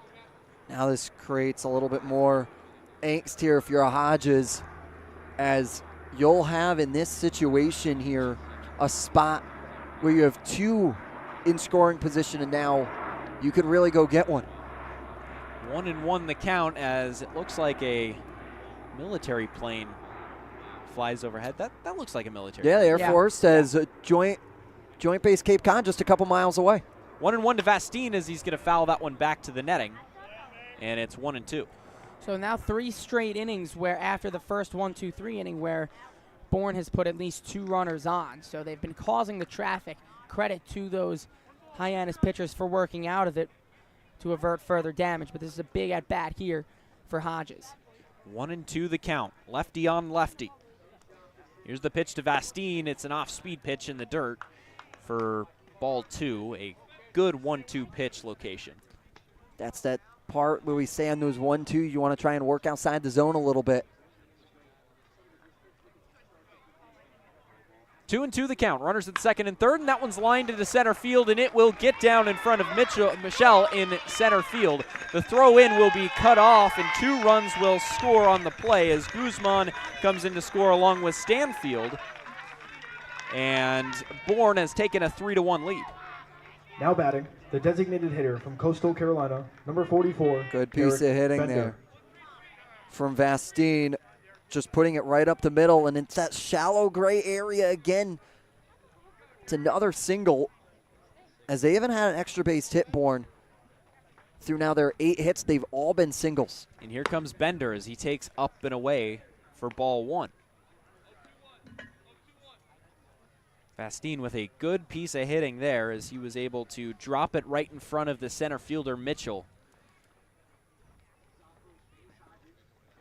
1-0 the count. Here's the delivery, and it's taken in there for a strike, up and in on that corner of the plate. It was also a great at-bat because not only did it get the runs home, it's got Bender up as well. And he had to choose that pitch. He came in on his hands but fought it off well and sent it right back up the middle. 1-1 the count. Throw over to first instead. And Mitchell, the center fielder, fielded it on a hop, fired it in, but a good decision by the first baseman Lane to cut it off and hold Vastine at first. 1-1 the count, and that one's popped foul. So the count again 1-2. And another part of that at bat from Vastine was he was behind in the count 1-2 and battled back. So 3-1 now our score.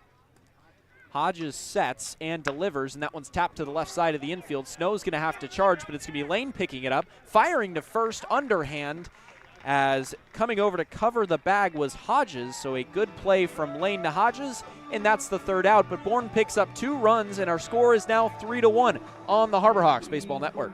That chip on the shoulder, that started at a very, very young age. People's expectations are, they're cool, they're fun, but mine are bigger.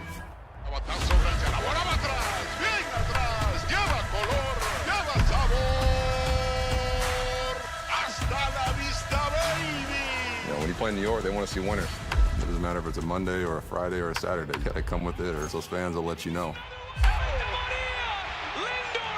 Pick one thing from me, pick one other thing from another player, make it your own, determine to who you want to be. What motivates me is the unknown. You know, how good can I be? You get away from the lights, you get away from the camera. Mientras más presente yo esté en la caja de batería, más éxito tengo. Man, how can you not keep it fun, man? This is a kid's game. If you could go back and tell 10-year-old Francisco one thing, what would it be? Be a bad mother. Contributing to health and vitality of its communities. Bates, Snow, and Hainline up in the 5th for the Harbor Hawks as they trail 3-1, as Bourne picks up 2 in the 4th. Yeah, they pick up 2 in the 4th, but now in this spot here, once again, Harbor Hawks going to need to try and rally. It's once again only 2 away from tying it back up, but going to have to be active and honest here, because you're going to have to try and go work some offense. That's going to be key here. And they responded the last time. They responded to the 1 run by the Bravos with one of their own in the top of the 3rd. So this will be a big response here. Doyle's still back out there. Bates will lead it off, lefty on lefty. First pitch to him is popped up, but foul back behind the plate. Bates, a 2-way player for Louisiana Tech. 3rd team All-America by Collegiate Baseball. 1st team All-Conference USA as a utility man. And was also a 2nd team All-Conference USA as a relief pitcher, as the 0-1 is taken low for a ball. It reminds me of that 1 year in the NFL where Khalil Mack was named All-NFL at 2 different positions. Yeah. He was the first guy to ever do that. And you see it in any sport that requires 2 positions. It's so tough to be top tier playing 1. I mean, imagine being that good playing 2. The athleticism and the baseball knowledge you have to possess. Pitch to Bates is taken upstairs, and it's 2-1. Because in every position, there's different know-hows that you have to know how to play. Understanding pitcher, you're not necessarily doing multiple different defensive positions here, but being able to know the pitcher routine. Bates takes a fastball at the knees for strike 2. So the pitcher routine, I have to imagine, helps him as a batter as well to understand, oh, what would I sit here? What would I be thinking in these at-bats?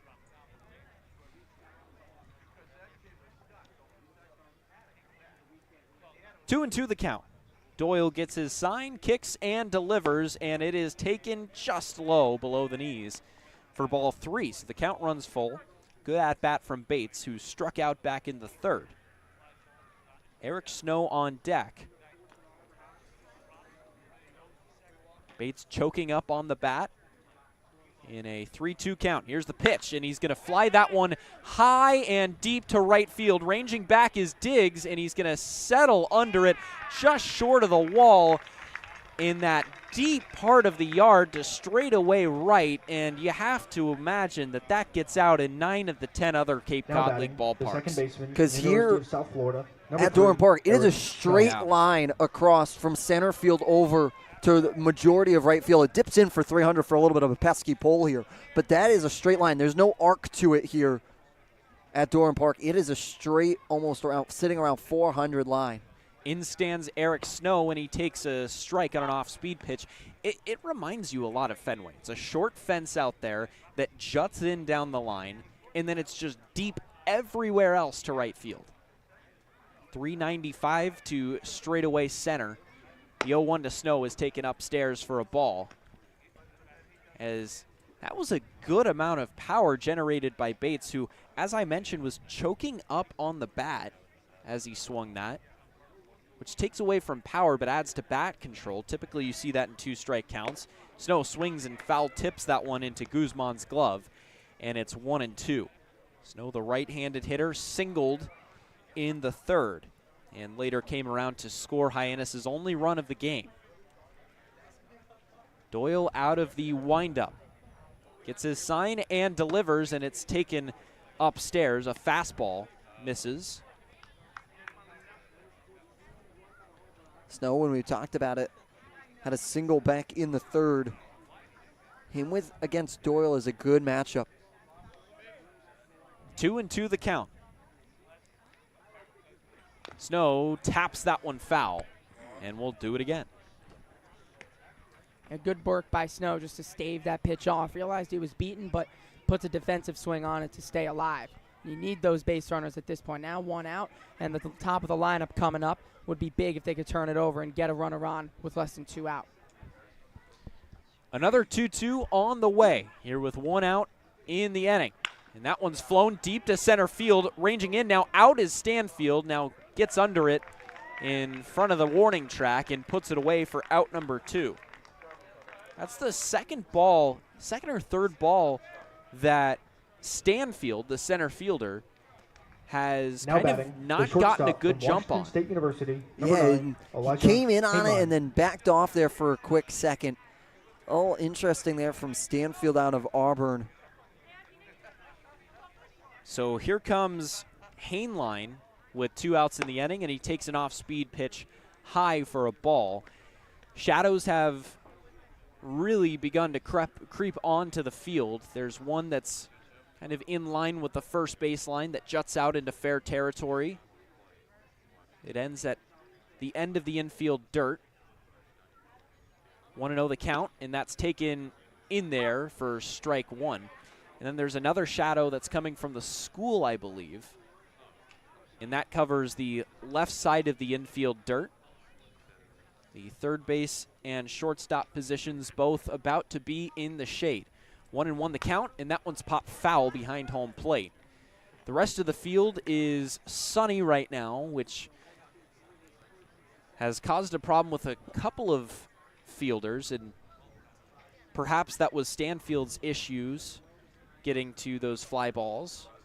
He tracked down all of them. He hasn't made a mistake yet. 1-2 the count to Elijah Hainline. Here's the pitch, and that one's lined into center field. Racing in is Stanfield, and it will drop in front of him for a 2-out base hit for Hainline. Good piece of hitting there from Elijah Hainline, just directly back up the middle. Stanfield playing a little bit deeper here. He's able to drop that in front of him. Mitchell. Off the ranging Stanfield to now put a runner on here with 2 away for Nick Mitchell. He's been seeing the ball a lot better lately. He got that walk as well back in the third, and now his first hit on the Cape. It was a single in the third, an RBI single.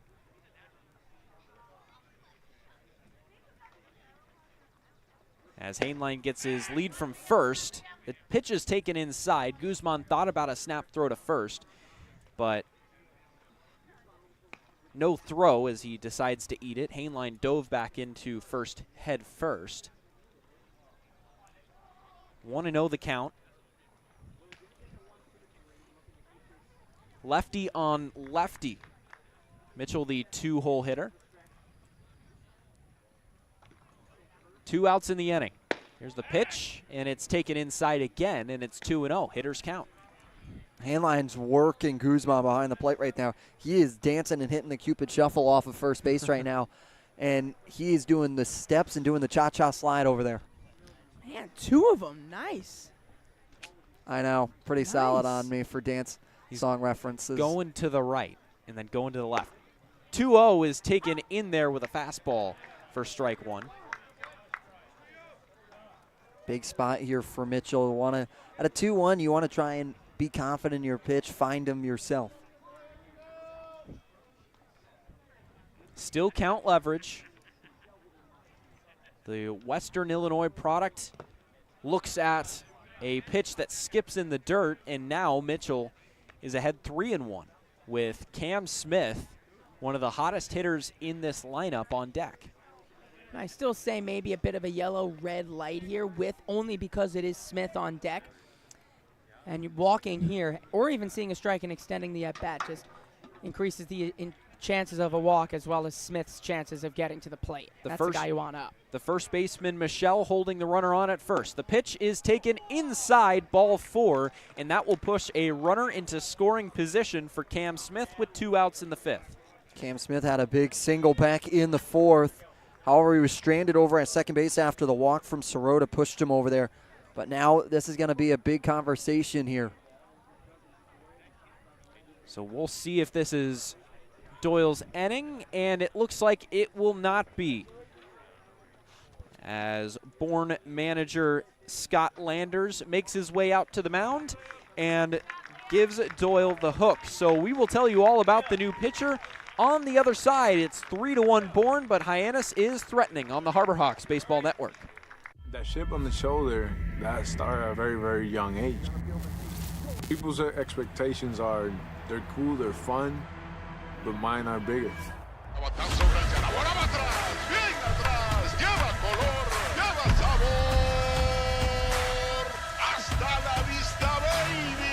When you play in New York, they want to see winners. It doesn't matter if it's a Monday or a Friday or a Saturday. You got to come with it, or those fans will let you know. Pick one thing from me, pick one other thing from another player, make it your own, you turn to who you want to be. What motivates me is the unknown. You know, how good can I be? You get away from the lights, you get away from the camera. Mientras más presente yo esté en la caja de batería, más éxito tengo. Man, how can you not keep it fun, man? This is a kid's game. If you could go back and tell 10-year-old Francisco one thing, what would it be? Be a bad mother.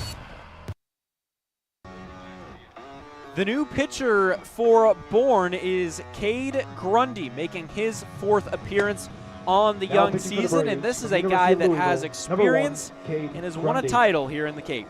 Yeah, came back for them after winning last year, and he pitched well, too, in 25 innings to pitch to the tune of a 2.16 ERA. 25 innings, 25 hits, 25 strikeouts as well, so keeping it even across the board, and this is a guy that you want to have on.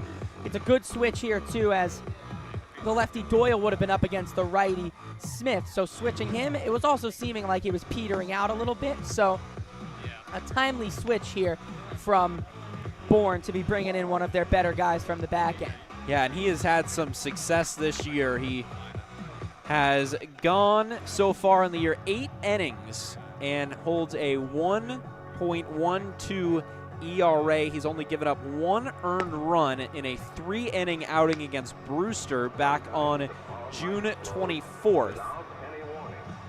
And this is a guy that is a right-handed pitcher, and a right-handed hitter, Smith, coming up to the plate, who has had success against Doyle today. So a good decision from Landers to set up the matchup here. Righty on righty, 2 outs in the inning. Hainline at second, Mitchell at first.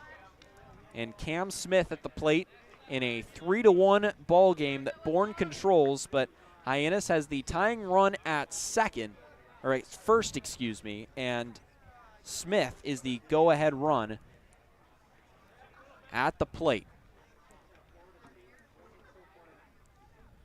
Grundy gets his sign, sets at the belt, and delivers, and it's a check swing from Smith, but it's called a strike nonetheless. Off-speed pitch on the outer third of the plate. Demare, the home plate umpire, making that call. Hainline dancing at second base, trying to see if he can pull Grundy's attention.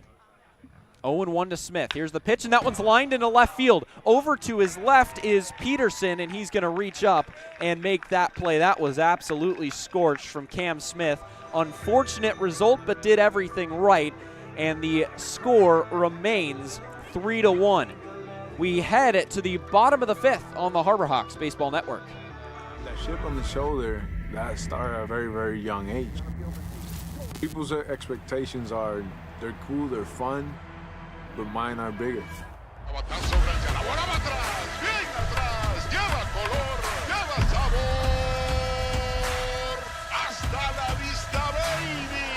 you play in New York, they want to see winners. It doesn't matter if it's a Monday or a Friday or a Saturday. You got to come with it, or those fans will let you know. Pick one thing from me, pick one other thing from another player, make it your own, you turn to who you want to be. What motivates me is the unknown. You know, how good can I be? You get away from the lights, you get away from the camera. Mientras más presente yo esté en la caja de batería, más éxito tengo. Man, how can you not keep it fun, man? This is a kid's game. If you could go back and tell 10-year-old Francisco one thing, what would it be? You're a bad mother. Hodges back out to work for Hyannis as they stranded runners at first and second in the top of the fifth. Yeah, stranding them there, and that's been somewhat Achilles heel. You got them on. You got 2 on in the 4th. They left both stranded. Then they get another 2 on in the 5th, leave them stranded. You got to try and take opportunities here while you still have plenty of room here in this spot. Plenty of baseball to be played, but you got to try and take advantage when you have runners in scoring position here. Because trying to tie the game becomes trying to extend the lead later in the game. And if you set yourself up for success with runners on base, you got to take advantage. But you can't fault Cam Smith for anything that he did at the plate in that last at-bat. Now sent a really hard line drive out to left, and just a little bit too hard. It sat up nicely for Peterson to make the play and end the inning. So, now batting, yeah, just like you said, just Tech, hard contact. 19, That's what you love seeing out of Cam Michelle. Smith. Been swinging the bat a lot better. Just didn't land for him that time, unfortunately. So here comes Garrett Michelle, the left-handed hitter, facing the left-handed Hodges, and he's going to fly that one foul down the left field line, and it's 0-1.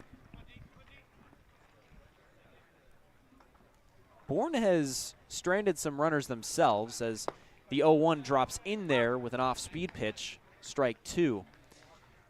They have 3 runs on 8 hits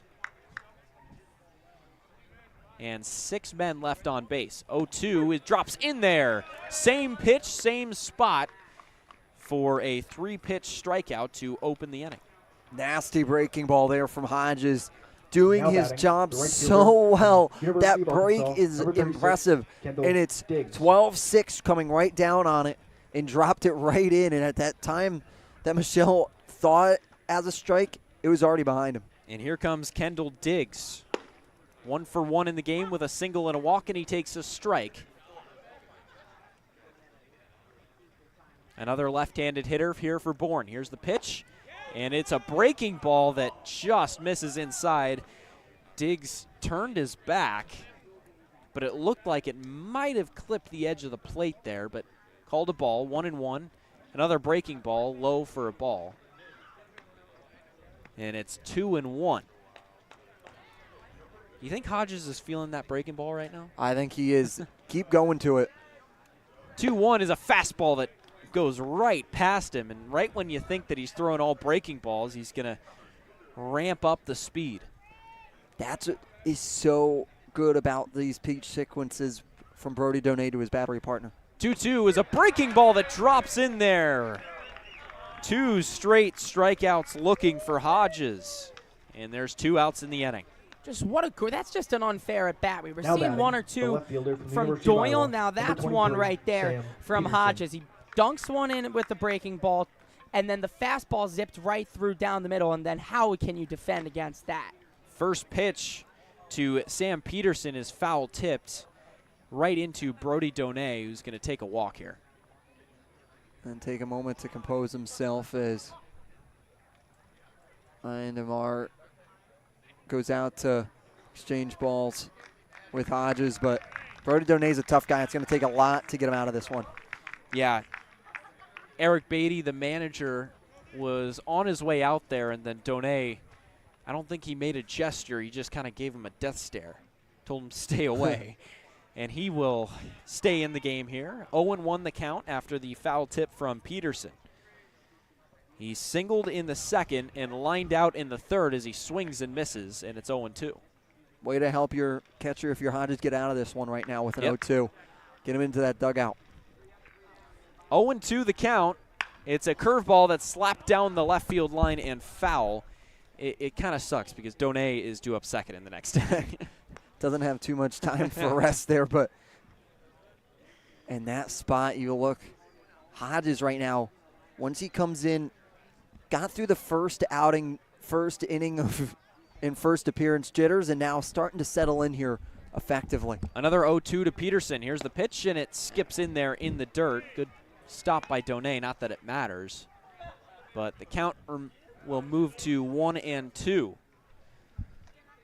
Nobody on, 2 outs, 3-1, Bourne our score. Here's the pitch, and a fastball goes right by him, and Hodges strikes out the side. 3 up, 3 down for Bourne. We head to the 6th. They lead 3-1 on the Harbor Hawks Baseball Network. Hey, Mama, what's up? Did you switch my service from Verizon to T-Mobile? Yep. T-Mobile has the only nationwide 5G. Well, Mr. Know-It-All, let's see if you right about that. Mama. Hey, Mama, I'm working. It works at the pie shop. T-Mobile's 5G works inside and out. Hey, what you need, Mama? I'm trying to watch the game with my boys. It works in the park. Oh, okay. Mama? It works at the aquarium, in the parking garage, at the beach, in the elevator. It works in the movie theater, too. Oh, shush yourself. I'm talking to my baby. You're driving me crazy. I was just calling you to say thank you, baby. I love you. I love you too, Mama. Yes, Mama. It works in the kitchen. Tell Mama. Mama? 5G, it works in the club. Who are you in a club with? All about it. Tell Mama. Sirota, Donay, and Lane due up for the Harbor Hawks. They need some runs. It's 3-1 our score. Bourne leads. And we are in the 6th inning of this one. We're feeling good here at Doran Park, guys. Yeah, Stereo Love cranking, great vibes song, and they've got to feel that in this first base side dugout, the good vibes and the Stereo Love. They've got to come back now. And we've talked about it all season long, about how this team somehow, someway finds a second gear once the 6th inning comes around. Time to really find it and lock it in here in a close game.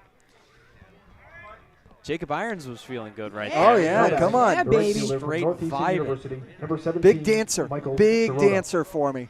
If you can get some good music on, I will be more than happy to start breaking it out. I'll be right there next to you. Hit him with the sprinkler, shopping cart. Oh, yeah. The sprinkler. In stands Mike Sirota, the right-handed hitter, will take a strike high. Or take a ball high, excuse me. Grundy back out for another inning. 1-0 the count, and it's low for a ball. Yeah, Grundy did what he needed to do as he was able to retire Smith after Doyle was able to work 2 on with 2 away. 2-0 to Sirota is flown deep into left field. Peterson ranging back. He's at the wall. Goodbye. Home run, Mike Sirota, and the lead is cut in half. Mike Sirota doing a great job there, getting on it and attacking that pitch. In that situation, that's what you need to have happen. It is Mike Sirota's day. And once again, you are really attacking first pitches is what we started to talk about. He sits back there a little bit and attacks early in the zone, early in the count. That's what Sirota was able to work. And now there's a momentum shifting all the way back over. Here comes Brody Donay. First pitch to him is swung on and missed. That is the 6th home run of the year for the Harbor Hawks. And how important is it to lead off the inning with that as well? Really inject the energy into the dugout and into the fans to our right, as you heard. 0-1 to Donay. Big, tall, right-handed hitter taken high for a ball. Yeah, talk about that 6th inning gear that they just somehow find. There it was right there. Lane on deck. 1-1. Taken outside with a breaking ball that went into the dirt. 3-2 the score. Sirota homered to left to lead off the inning. 2-1 the count. Donay fouls that one, foul-tipped it, and it goes off the mask of the umpire, Ryan DeMare, and he's going to take a moment here. Tough one in that one. caught him directly in the face as his umpiring crew will come down to check on him. So he needs a quick second to recompose himself. Yeah, that one hurt. That looked like a direct shot. Dune just getting a piece of that one. And we are going to send it to a break right here on the Harbor Hawks Baseball Network.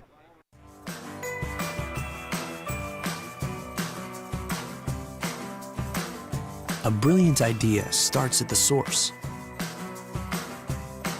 Through innovative design, we're taking steps to create a better future.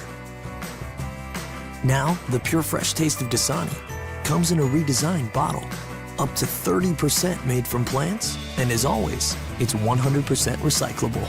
Plant bottle, designed to make a difference. This BBB seal is a badge of honor. It's a sign that this is a business you can trust.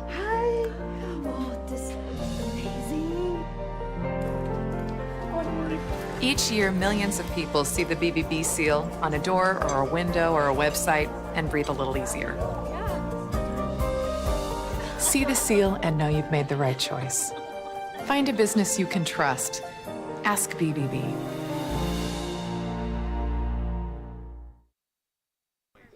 As Hyannis still seeking medical attention, Jeffrey Kenny will run over to his car to pick on and get the home plate umpiring gear. We'll run a couple more breaks in here. You're listening to the Harbor Hawks Baseball Network.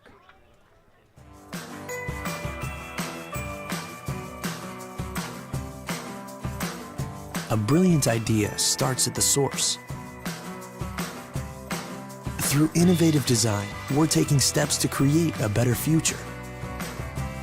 Now, the pure fresh taste of Dasani comes in a redesigned bottle, up to 30% made from plants, and as always, it's 100% recyclable. Plant bottle, designed to make a difference. This BBB seal is a badge of honor. It's a sign that this is a business you can trust.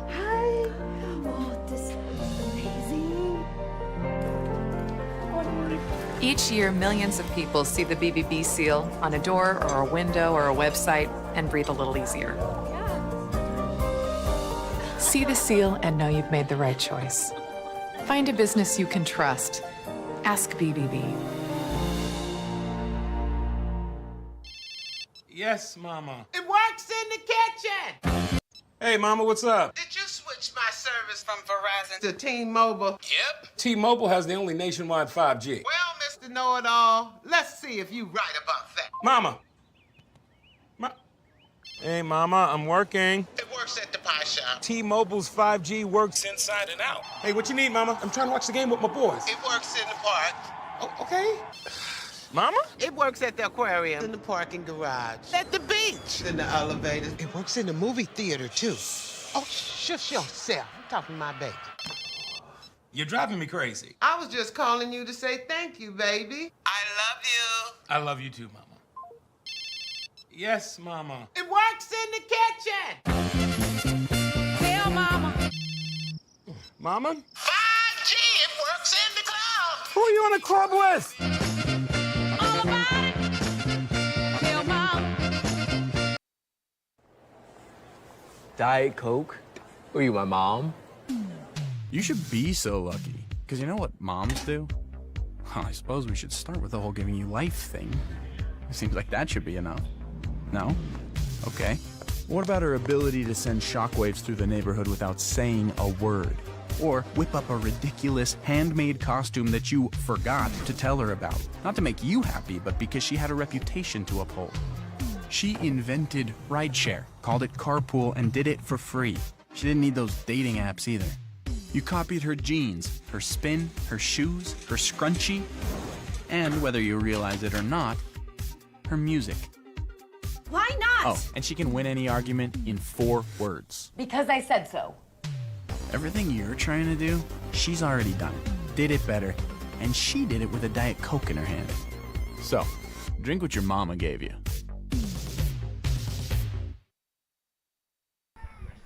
Welcome back to Bourne Park. We're in a bit of an umpire's delay right now. Jeffrey Kinney, the third base umpire, just ran to his car to put on his home plate umpiring gear. And right now, we're going to take a look at how we got to this point. It's 3-1 currently in the top of the 6th. Nobody scored in the first inning, but in the bottom of the second, Bourne was able to break through with an RBI single by Josh Kuroda-Grauer to give them the lead. Yeah, once again, you look at some really strong hitting from this Bourne team. And so far today, they haven't had an extra base hit. It's all been singles, nothing crazy. It's just contact hitting, finding people in that situation where it's finding that gray area, nothing crazy in that spot. Just dunking them in. You can't really do too much there. It's just good piece of contact hitting, and any hitting coach would be really excited to see this if you're the Bourne Braves. And then in the very next frame, Hyannis was able to come through. Nick Mitchell specifically had an RBI single that tied up the game in the third. Yeah, and that one is maybe a really strong and stellar hit there from Mitchell. We talked about in these situations just being attacking and really going out and get pitches to the best of your ability. That's what you like to see in these spots. I liked Mitchell's in his at-bat there. And then no runs over the next 2 frames for Hyannis, but it was missed opportunities that were really the story. Yeah, you leave 2 on in those situations, so it's a little tough in that spot, but once again, you can be able to work out of it. They've just found, trying to get those contact hits, they've just been necessary, haven't found those necessary hits when you've needed them. In the bottom of the 4th, Bourne was able to break through with a 2 RBI single from Jonathan Vastine to put them up 3-1. That's how we got to this point. But now, to lead off the 6th inning, Mike Sirota launches a home run to left off of Cade Grundy. So the lead was cut in half there. It's now 3-2. Yeah. And it's a 2-2 count to Brody Donay, just the next hitter after that Sirota home run. Yeah, and it's really, when you talk about that Sirota home run, that was one that's a no-doubter off the bat. It was just carrying. Yeah. And it's so important because now that sets the table. It's almost like the inning started over, and now it's just a 1-run deficit here. You're bringing up Donay, you're bringing up Lane, and you're bringing up Taylor. So pretty big chance here, as we've talked about, the second half of the game is where they turn it on. That's where they have so far. So once again, the score is 3-1. Bourne leads here from Doran Park. When we come back, we will finish this game out right here on the Harbor Hawks Baseball Network. That chip on the shoulder, that started at a very, very young age. People's expectations are, they're cool, they're fun, but mine are bigger.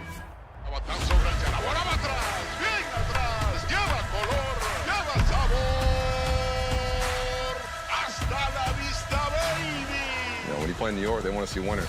It doesn't matter if it's a Monday or a Friday or a Saturday. You got to come with it, or those fans will let you know. Pick one thing from me, pick one other thing from another player, make it your own, you turn to who you want to be. What motivates me is the unknown. You know, how good can I be? You get away from the lights, get away from the camera. Mientras más presente yo esté en la caja de batería, más éxito tengo.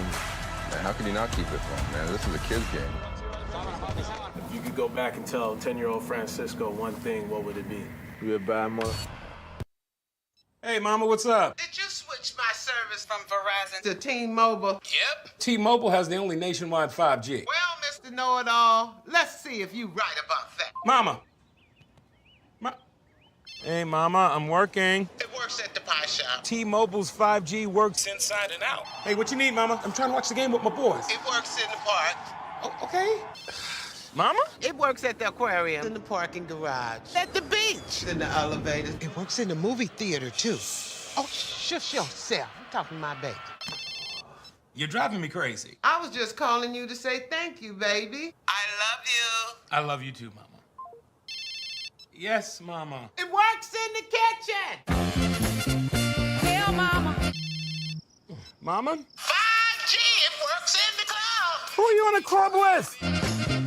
All about it. Hell, Mama.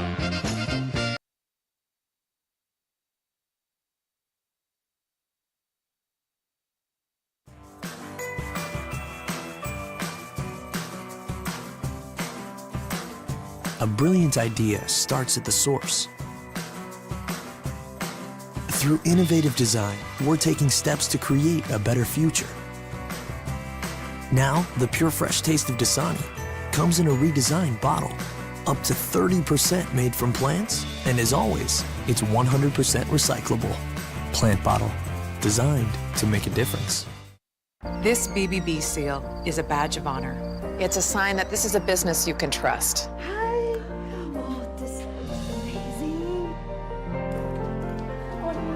Each year, millions of people see the BBB seal on a door or a window or a website and breathe a little easier. See the seal and know you've made the right choice.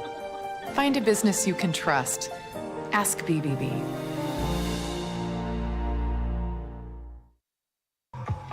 Welcome back to Harbor Hawks Baseball on the Harbor Hawk Baseball Network.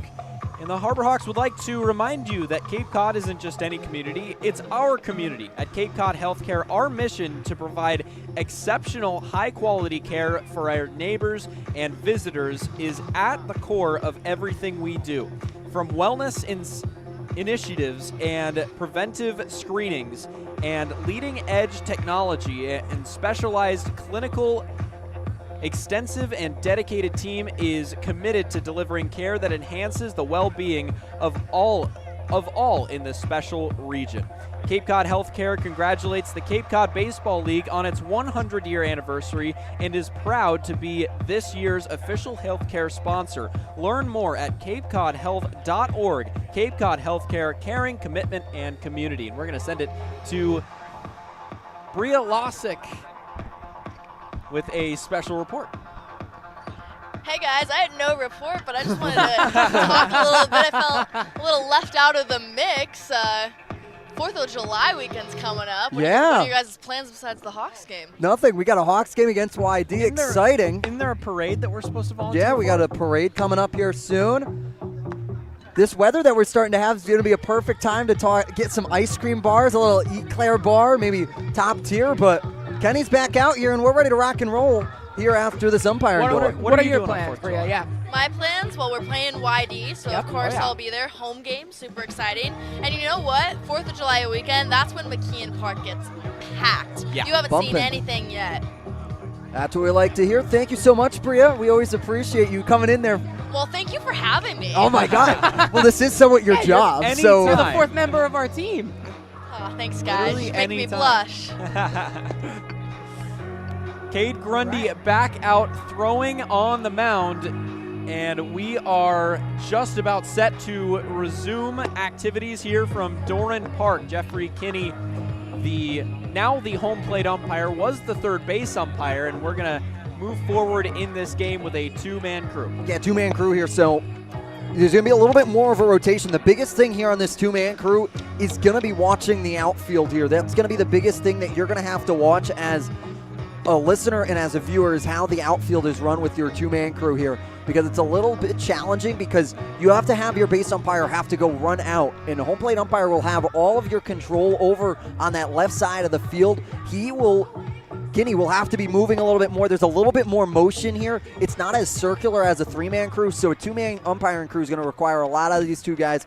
But hey, these are the top 10, and this is why you go to the United now batting the catcher umpires. from Virginia Tech, So, number 29, in the inning, Brody Donay.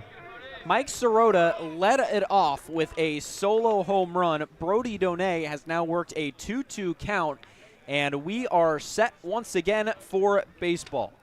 Cade Grundy gets his sign out of the windup and deals a 2-2. Here it is. Donay lines that one to left field down the line, and it is down, and it'll one hop over the wall. A ground rule double for Brody Donay, and now Harbor Hawks fans, look at this. This is beautiful. After the controversial home run called in the first game here at Doran Park between Bourne and Hyannis, Derek Bender hit a ground rule double that was ruled a home run, and Harbor Hawks fans now calling for a home run. And exactly as I said, the outfield would get tricky in that situation for the umpiring crew with a two-man crew. You have to rely on, in that situation, Al Liberdani, who's the first base umpire in that situation Now with bases batting for the cleared, he's Harbor got to go Hawks make from that call. Oklahoma State So watch that University, outfield. It's going to be a little tricky, Zach especially with these low Earnhardt. hops and ground rules doubles that run rampant. It's going to be tricky for Grundy, too. This is what you don't like seeing, even though it was a medical delay there, that it knocks you off your groove a little bit. He didn't throw for a few minutes, was stopped out of his groove, and he comes out, does Donay out of that break on the first pitch, lined a double. So now here is their chance with the runner in scoring position, nobody out, and Grundy knocked off his mojo a bit. Earhart will come in here to pinch hit. So Earhart, the pinch hitter, righty on righty. Alex Lane now out of the game. He shows bunt, pulls back, takes a ball outside. Lane will finish the game 0 for 2. As Earhart has the tying run at second right now. That's Donay. Corners are in as they're expecting Earhart to bunt. 1-0 the count. He shows bunt again, pulls back. It's high, 2-0. Snap throw to second. Donay dives back safely. So 2-0 the count now as dusk has fallen here at Doran Park. Lights are on. No more shadows to deal with. 2-0 the count. Here's the pitch, and that's bunted. It is a perfect bunt up the left side of the infield. Foster, a tough play on the run. He is safe at first. So on the play, Donay will move to third, and now just one moment. And now that's going to be Earhart's first Now batting, base the hit left of fielder the from summer. Clemson University, That's what you talk about. number 35, If you've been Will sitting back Taylor. a little bit in those situations for Earhart, you've been waiting for him to come through. He's able to get through in a big moment, putting runners on the corners. That's why you bring him in that situation for pinch hitting. Excuse me, I was looking for an umpire at first base, but I couldn't find him. And because of the two-man crew, the umpire is in between first and second. That's where you're supposed to play. So now runners at the corners with no out. Tying run at third is Donay. Go-ahead run at first is Earhart. And now Will Taylor stands in, who shows bunt and pulls back, and he takes ball one high. Yeah, something about these late inning energies. I mean, they keep on going, they keep on chugging. So now Will Taylor comes up. We've seen him in clutch situations all season long so far. Seems like he's suited for these moments. He's in another one here. Third baseman Foster once again creeps in. Taylor gets a bunt down the first base line, and he will be tagged out by the first baseman, Michelle, and Hyannis fans thought that he missed him. And yes, he is out, so on the play, Earhart moves to second, but no advancement from Donay from third. And yes, he came in to score. Now Excuse me, a lot is happening right now. Donay scores the tying run. It was a perfect bunt from Taylor. So a sacrifice bunt has tied the game here in the top of the sixth, and now it's Ethan Bates with the go-ahead run at second. And still only one retired here. Pitch is off speed, taken high for a ball. They were saying the tag got him on the leg, and even though it does put an out on the board, the only complaint is that he didn't tag him, but it doesn't matter. The run scored there. Now they've got another in scoring position. 1-0 is fouled straight back. What a momentum swing in such short time as well. We come back from the break, and just like that, the tides of this game have completely turned. Can't forget about the Sirota home run to lead off this inning. But 1-1 the count now to Ethan Bates. Grundy the right-handed pitcher, Bates the left-handed hitter. Here's the pitch, and he takes in there, strike two, called. So far today, Bates 0 for 2, a fly out and a strikeout. Now faces a 1-2 count. Vastine, the shortstop, is holding Earhart, the runner at second, on. 2 runs in the inning. Looking for a third. Bates fouls that one back. Yeah, and once again, this is a big situation here at the current moment between both teams, as gotta be ready And now with one away, you can get one up into play and use the sacrifice. It's got to be over to the right side of the field. 1-2 the count. Grundy sets at the belt and delivers, and that's taken outside, ball 2. Snow stands on deck, and then it's the top of the order. This is Grundy's inning to finish. There is no movement in the Bourne bullpen except trying to rake out the mound out there. Bates again choking up on that bat. Here's the 2-2, and he takes high above the letters with an off-speed pitch, and it's 3-2. And you can't forget that fly out in the 5th inning by Bates was a deep one. It sent the right fielder Diggs all the way back to the wall, but came up just short. So full count here. Runner at second, 1 out. Here's the pitch to Bates. And he little knuckler to the left side of the infield, charging in, and it gets past Vastine. He tried to field it on a shortstop, and on the play, Earhart's going to move up to third. The ultimate definition of an inside-out hit brought Vastine charging in. He couldn't catch it on the fly. He tried to short hop it, and it snuck under his glove. And I don't think it even hit the outfield grass. It remained on the infield. Second baseman for the University of South Florida. But nobody went back and got it, allowing Earhart to move up to third. Smart move and smart base running by Earhart. They're seeing the understanding. No one's by the ball. No one can get to it. He can make that speed with the speed he has from second to third. Now he misses the ball, and he also sees that nobody's covering third. Yes. So that's a big reason why he goes up, because someone's at third. He's not going anywhere, and it's just first and second. But now a fly ball will give the Hawks the lead here. Some inning this has been. Eric Snow stands in. 3-3 game. Go-ahead run at third. Here's the pitch. He shows bunt, and it's fouled back to the screen. They were looking for another sacrifice bunt.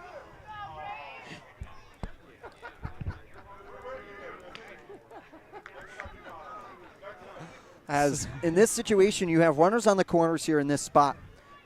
With Bates' speed, you could potentially work a double steal here to try and throw off Grundy. He's been a little bothered by runners on so far right now, as he's been really focused on him. Michelle holding Bates on at first. Here's the pitch to Snow, and it's taken way high, and it's 1-1 as a snap throw to third chases Earhart back to third. They're going to check down there over at third base because they want to make sure they keep Earhart over there. 1-1 the count to Snow, and he takes down and away with an off-speed pitch, and it's 2-1. Righty on righty right now. Snow hitting .256 on the year. 6 RBI. Has not hit a home run yet. Grundy sets and delivers, and it's in there, strike 2, inner third of the plate. He's got a hit and a run to his name already, but it was his 2-run triple that scored 2 runs to get the run party started last time at Doran Park. So he's liked hitting here so far. See if he can get another one. It'd be a huge one at this stage in the game. After the fastball found the zone on 2-1, count even. A 2-2. Curveball outside, ball 3. So the count will run full. Bates maybe in motion here, maybe not. We'll find out. With one away, I'm going to say if they haven't sent him already, they might just try and keep him there. You don't want to try and work it, but once again, Bates has the speed. 3-2 to Snow. And they'll first check over to Bates at first, perhaps thinking what we were thinking. It's a lower risk if you have a full count at any point on a hitter.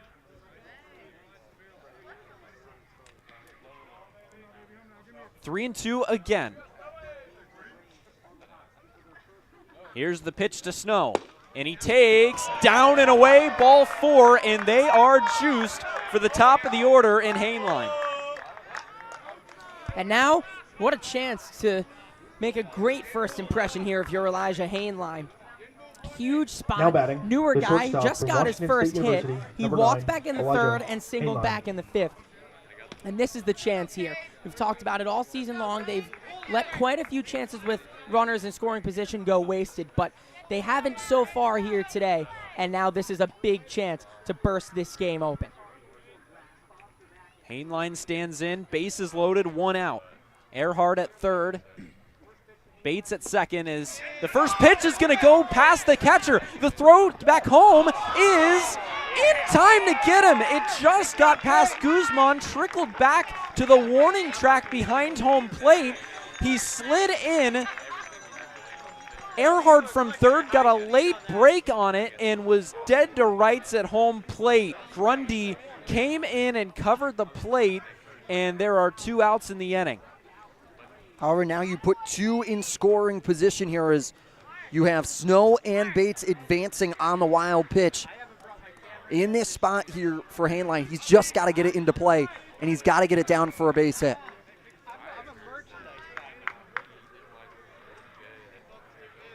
So now Bates at third and Snow at second. 1-0 the count to Elijah Heinlein. A single, a strikeout, and a walk to his name so far. 1-0, swing and a miss. Nice breaking ball that he was out in front of. Heinlein, the 7th hitter of the inning. 0-2 here on this count to Heinlein.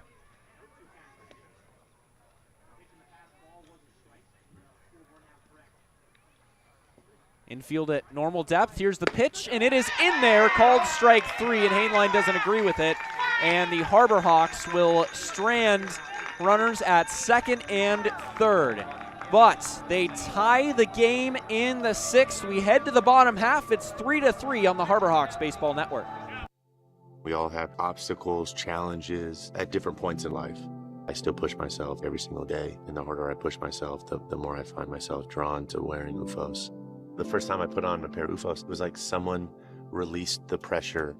It was so crazy. When you are recovered and can do more, that has a compounding effect on all aspects of your life. Stepping into a pair of UFOs, they're truly one of a kind. There's nothing like them. Best ever? Good question. Wait, why'd he sound like Dr. J in your head? I've always sounded like Dr. J in my head, which means Dr. J's outside voice sounds like my inside voice? Which Coke? The doc would know. He got the world to call him doctor without going to med school. There's only one best ever.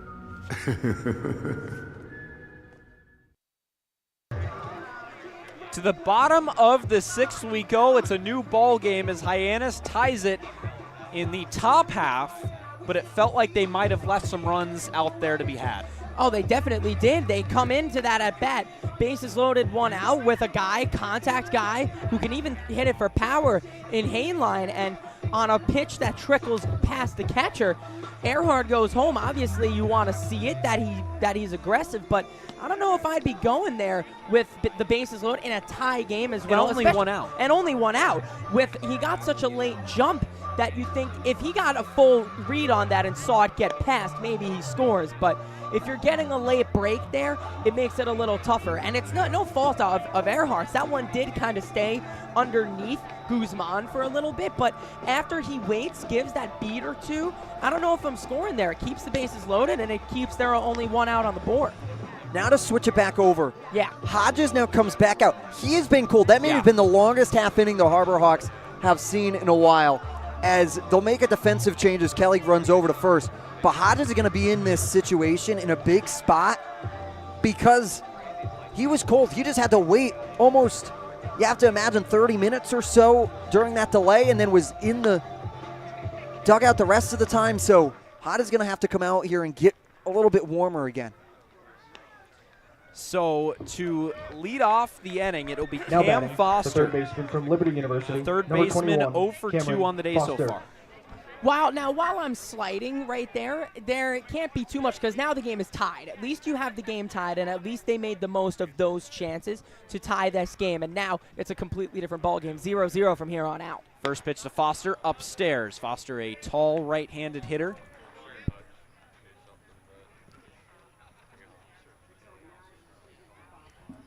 On the lefty pitcher, Hodges. Here's the pitch, and it's high for ball 2. 2-0 now. This is what we talked about. Hodges being a little bit cold here. He's going to have to try and really work his stuff to try and get back in the groove.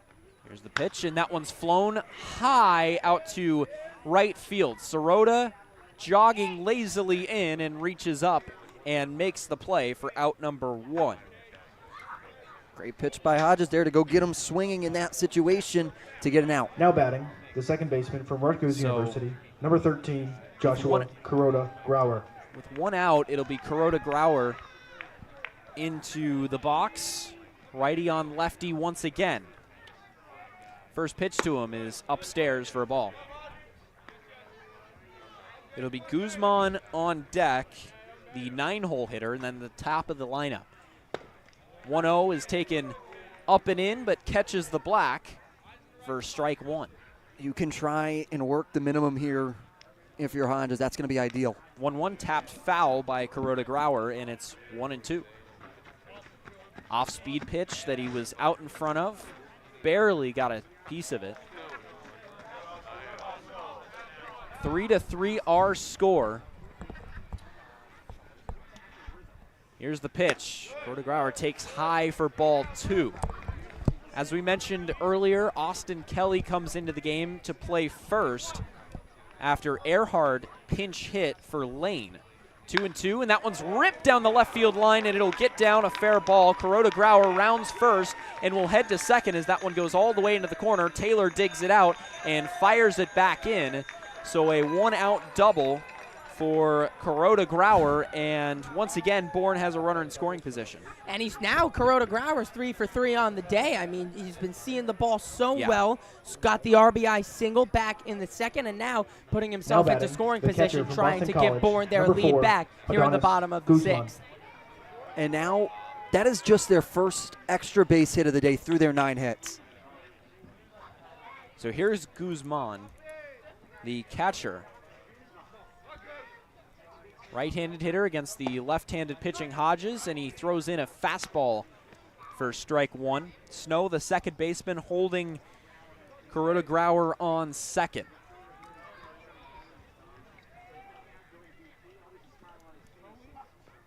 Hodges ahead in the count. Here's the pitch, and it spikes in the dirt, but a good stop by Donay. A fastball that short-hopped him, but was able to trap it, and it's 1-1.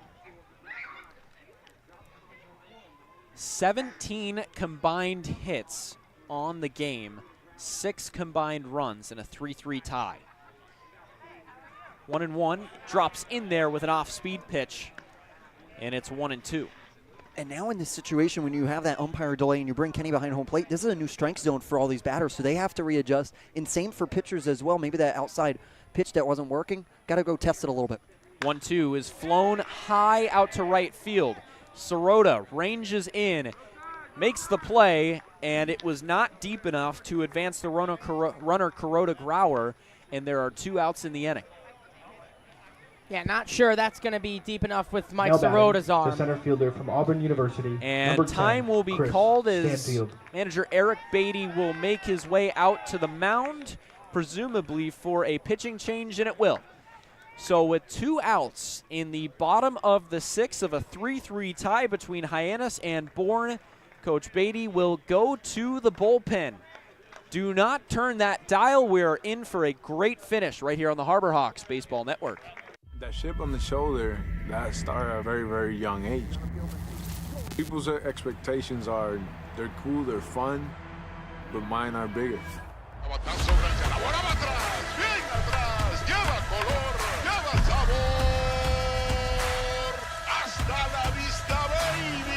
When you play in New York, they want to see winners. It doesn't matter if it's a Monday or a Friday or a Saturday. You got to come with it, or those fans will let you know. Pick one thing from me, pick one other thing from another player, make it your own, determine to who you want to be. What motivates me is the unknown. You know, how good can I be? You get away from the lights, you get away from the camera. Mientras más presente yo esté en la caja de batería, más éxito tengo. Man, how can you not keep it fun, man? This is a kid's game. If you could go back and tell 10-year-old Francisco one thing, what would it be? Be a bad mother.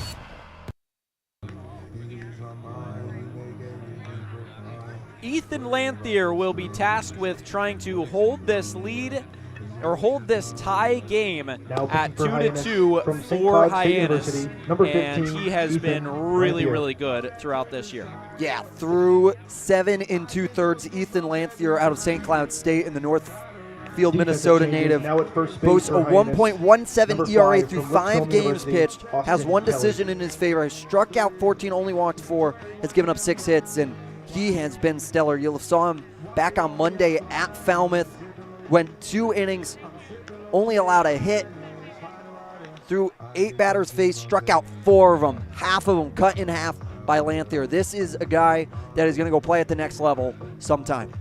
And he brings a lot of what he brings is a lot of height to that mound. He stands long and lanky at 6'5", and that's allowing him to be pulling down on those pitches, get those extra spin, and that a little bit of speed as well. Sits around 92, 93 with the fastball.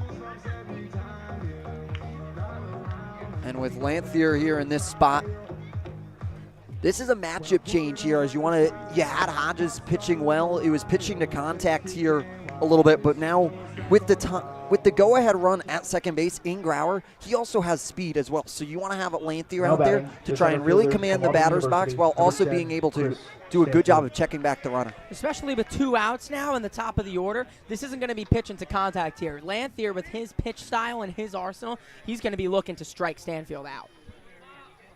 Stanfield 1 for 3 on the day. He singled back in the 4th and later came around to score. First pitch from Lanthier is a fastball in there. Strike 1. If you can hear it on your crowd mic, it is zipping right now. That first fastball is a test, and you're going to have to listen to it here when it comes again. 0-1 the count.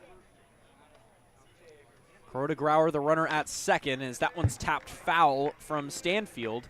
And quickly, Lanthier out in front, 0-2. Vastine would be next. He's 1 for 3 with a pair of singles on the day.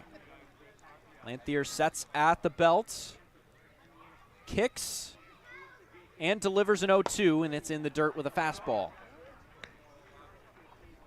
Trying to see there, trying to place it a little low to see if he would go down and get it, but good discipline by Stanfield there. 1-2 the count, 3-3 tie. Here's the pitch, swing and a miss, off-speed pitch away. He got him, and that will end the inning. After the 2-out double by Kuroda Grauer, Lanthier comes in and ends the inning. 3-3 is our score on the Harbor Hawks Baseball Network. Hey, Mama, what's up? Did you switch my service from Verizon to T-Mobile? Yep. T-Mobile has the only nationwide 5G. Well, Mr. Know-It-All, let's see if you right about that. Mama. Hey, Mama, I'm working. It works at the pie shop. T-Mobile's 5G works inside and out. Hey, what you need, Mama? I'm trying to watch the game with my boys. It works in the park. Oh, okay. Mama? It works at the aquarium, in the parking garage, at the beach, in the elevators. It works in the movie theater, too. Oh, shush yourself. I'm talking to my baby. You're driving me crazy. I was just calling you to say thank you, baby. I love you. I love you too, Mama. Yes, Mama. It works in the kitchen. Hell, Mama. Mama? 5G, it works in the club. Who are you in a club with? All about it. Hell, Mama. 2-2 is our score here from Doran Park. Lanthier comes in and does a great job. Yeah, we just said it right before that pitch came, was that he was looking to strike out Chris Stanfield. That's an unfair at-bat. We've seen a lot of of unfair at-bats from either side. I mean, we've seen Lanthier use his 94-mile-an-hour fastball on those first 3 pitches and then just buckled. Chris Stanfield with the Now off-speed batting, pitch. the So center fielder that's from huge Western to Illinois strand that University, runner in number scoring 8, position Nick Mitchell. and to keep this game tied. Grundy out for another inning of work here after he was a little tested there, but was able to settle back in, get that big strikeout looking on Hanline. Nick Mitchell stands in, and the first pitch to him is grounded right back to Grundy, who gloves it on 2 hops, charges towards first, and flips it underhand to Michelle for out number 1. I like the attacking on that first pitch there was Mitchell. He saw a pitch, he wanted to go out Now and get it. the third He baseman does, from and Florida this time State it's University, directly up the number middle. 13, It's just a Cameron little bit of a Smith. soft contact that goes right back into Grundy's gloves, who's able to stab it. So here comes Cam Smith, 1 for 3 on the day so far. First pitch to him is grounded hard to the left side of the infield. Backhand Vastine. Throw across the infield is high and not in time. It pulled Michelle off the bag, who had to jump for it and came off the bag. So once again, another infield hit for Smith. Yeah, it's just about to say it. It's the second time he's hit one deep into the shortstop hole and forced an errant throw from Vastine. So the wheels on Cam Smith are showing. And getting those into those kinds of spots, Now batting, the way the right that fielder he's hitting from right Northeastern now, University, you don't number have to be 17, good. He Michael is good, but Sirota. he's getting a bit lucky as well. He'll use all that bit of luck too. We'll see how they rule it, but great work from Smith to find that same spot again. That's ruled a single. Probably the right ruling there. If in doubt, normally you stay away from the error. So here comes Mike Sirota, and the throw over to first is not in time. Smith was a little bit frozen there, but he dove back and got that hand in just in time. So he will stay at first with 1 out in the inning. Sirota homered to lead off the previous inning, the 6th. Before that, he walked and flew out. Here's the first pitch to him, is outside for a ball.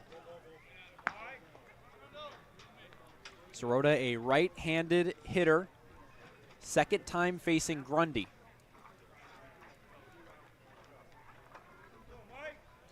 Yeah, and here if you're Sirota in this situation, you want to try and take advantage of Smith on.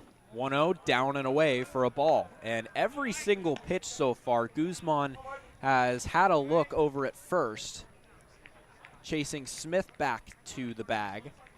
Sirota so far on the year, 6 for 20, good for a 300 average. Although I don't think that's updated to today. It is not. 2-0. That's taken low for a ball. It looked like it popped out of the glove of Guzman, and that's one of those, if he catches that, it probably is called a strike, but because it popped out, it looks a little bit lower than it actually was, and it's ball 3. So 3-0 to Sirota. The frame job is such a huge part of the catching game there in that situation. Smith gets his lead from first. Here's the pitch, taken in there, strike 1. All the way taking. Here in this situation, keep Sirota honest here. If you're Grundy, you want to try and work the outer part of the plate, try and find the black. Here's the 3-1. Sirota cracks that one high into left center field. Coming in is Stanfield, and he will make the play for out number 2, and Sirota probably just got under that one. Just a little bit there. That one went up on the pretty high, Now batting, almost all the way catcher up from to the Virginia lighting Tech, area, and then number finally 29, dropped down Brody into left center Dene. field. But now that brings up Brody Dene, who was able to rip a large double back in that 6th inning. That pitch looks center cut. Sirota just missed it. So here's Done. Smith at first, representing the go-ahead run. Done has 2 strikeouts to his name today, but also doubled. No batting gloves for him here. First pitch to him is fouled off the catcher's mask, Guzman, and back, and it hit a pole behind home plate. That was one of the more chaotic plays you will ever see. That one going right back into the post here right beside us. As Done fouling that one back. Apologies if you could hear that through our crowd mic. That was loud. 0-1 the count to Donay. Here's the pitch, taken up and in, but it catches the zone for strike 2. So Grundy quickly ahead, 0-2. Kelly's on deck.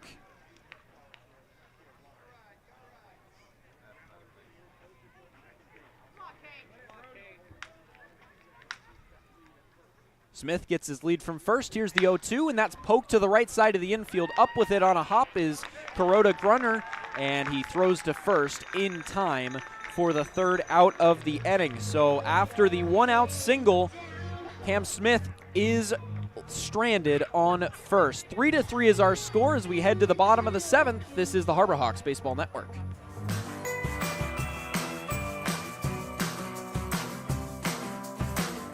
A brilliant idea starts at the source. Through innovative design, we're taking steps to create a better future. Now, the pure fresh taste of Dasani comes in a redesigned bottle, up to 30% made from plants, and as always, it's 100% recyclable. Plant bottle, designed to make a difference. This BBB seal is a badge of honor. It's a sign that this is a business you can trust.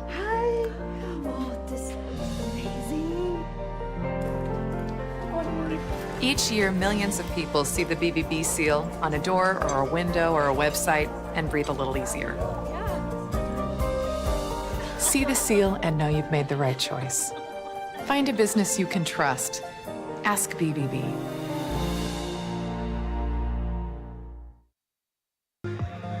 Welcome back here to Durham Park. Let's take a look at your out-of-town scoreboard. Katuitt leading Wareham 6-3 in the top of the 9th. They're looking for their 13th win of the year. In the bottom of the 8th, the Falmouth Commodores leading 6-5 over Brewster. And that one, the Falmouth Commodores trying to get hot here at the right moment. They're a team that is just continuing to climb and really make this West an even more stacked and logjam it could be. In the bottom of the 7th, it's Orleans out in front of YD 6-1. And in the bottom of the 3rd, it's 4-0 Anglers over Mariners out in the West. That one was a 7 o'clock start. That's why they're a little behind us as we now push on to the bottom of the 7th. So Vastine will stand in to lead off the 7th against Ethan Lanthier, out for another inning of work. And the first pitch to him is swung on and missed. Big swing.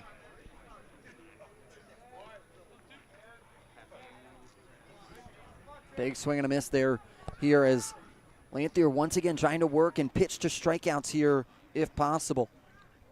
Got the strikeout to end the last inning as that one's fouled back to the screen.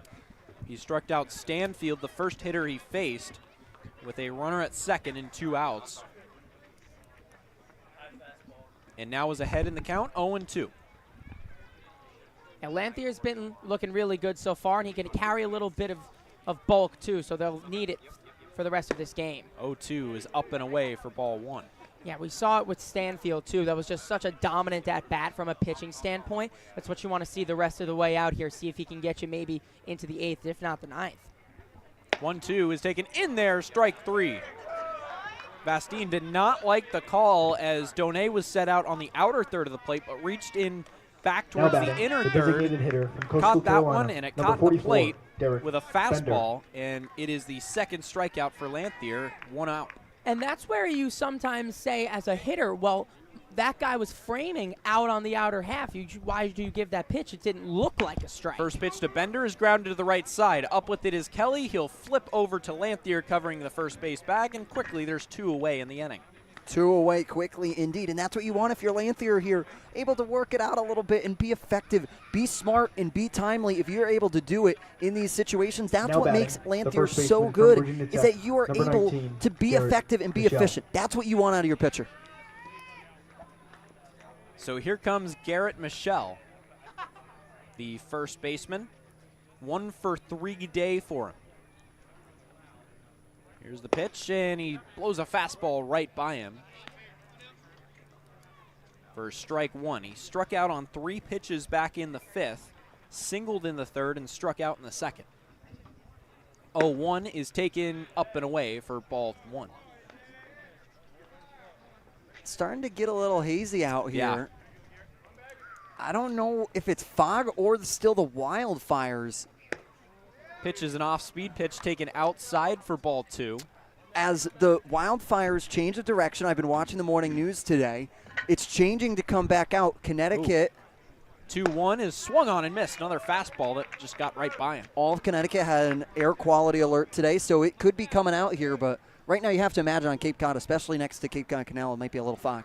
2-2 from Lanthier to Michelle. Here's the pitch, and it is at the knees with a fastball called strike 3, and that is the 3rd strikeout for Lanthier and 4 hitters faced.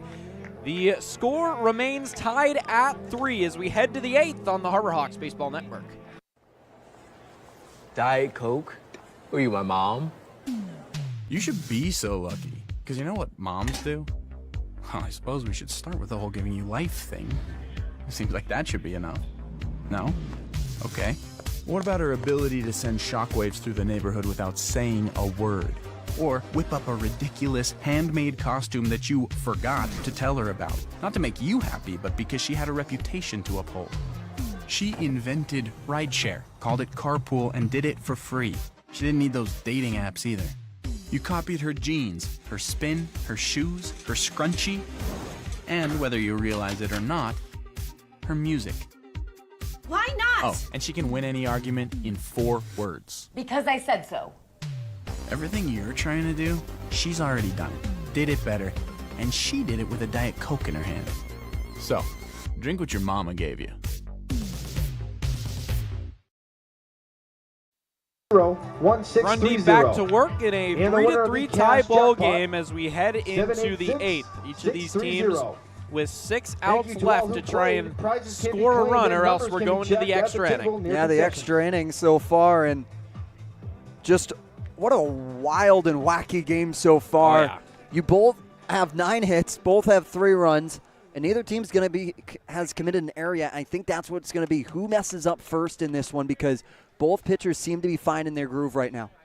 But it is going to be interesting how they work off of Grundy here. He's back out into his 3rd inning of relief here, and he is a reliever that normally goes about 2 innings or so. So this is the point where he may be tiring a little bit. So this is the chance for the Harbor Hawks to jump on him if they see signs of fatigue. Austin Kelly to lead off the top of the 8th, and the first pitch from Grundy is tipped foul back into the catcher Guzman.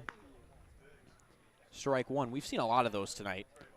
A lot of those foul tips that have gotten a piece of something other than the catcher's glove.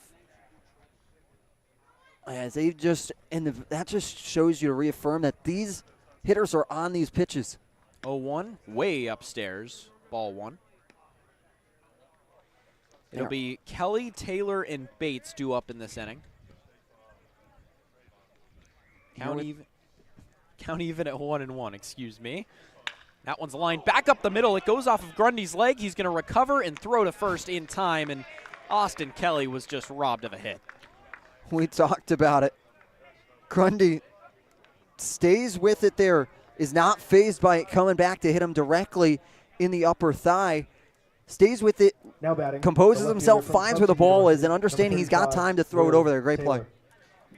Yeah, literally putting your body on the line for that one. And Kelly's just been, the quality of contact has been so good from him. It's just they're either right at guys or hitting into guys, if not the back of the leather first. He destroyed that one up the middle, and thank goodness it got Grundy somewhere where it wouldn't hurt too bad, as he's going to drop the first pitch in to Taylor, an off-speed breaking ball for strike 1.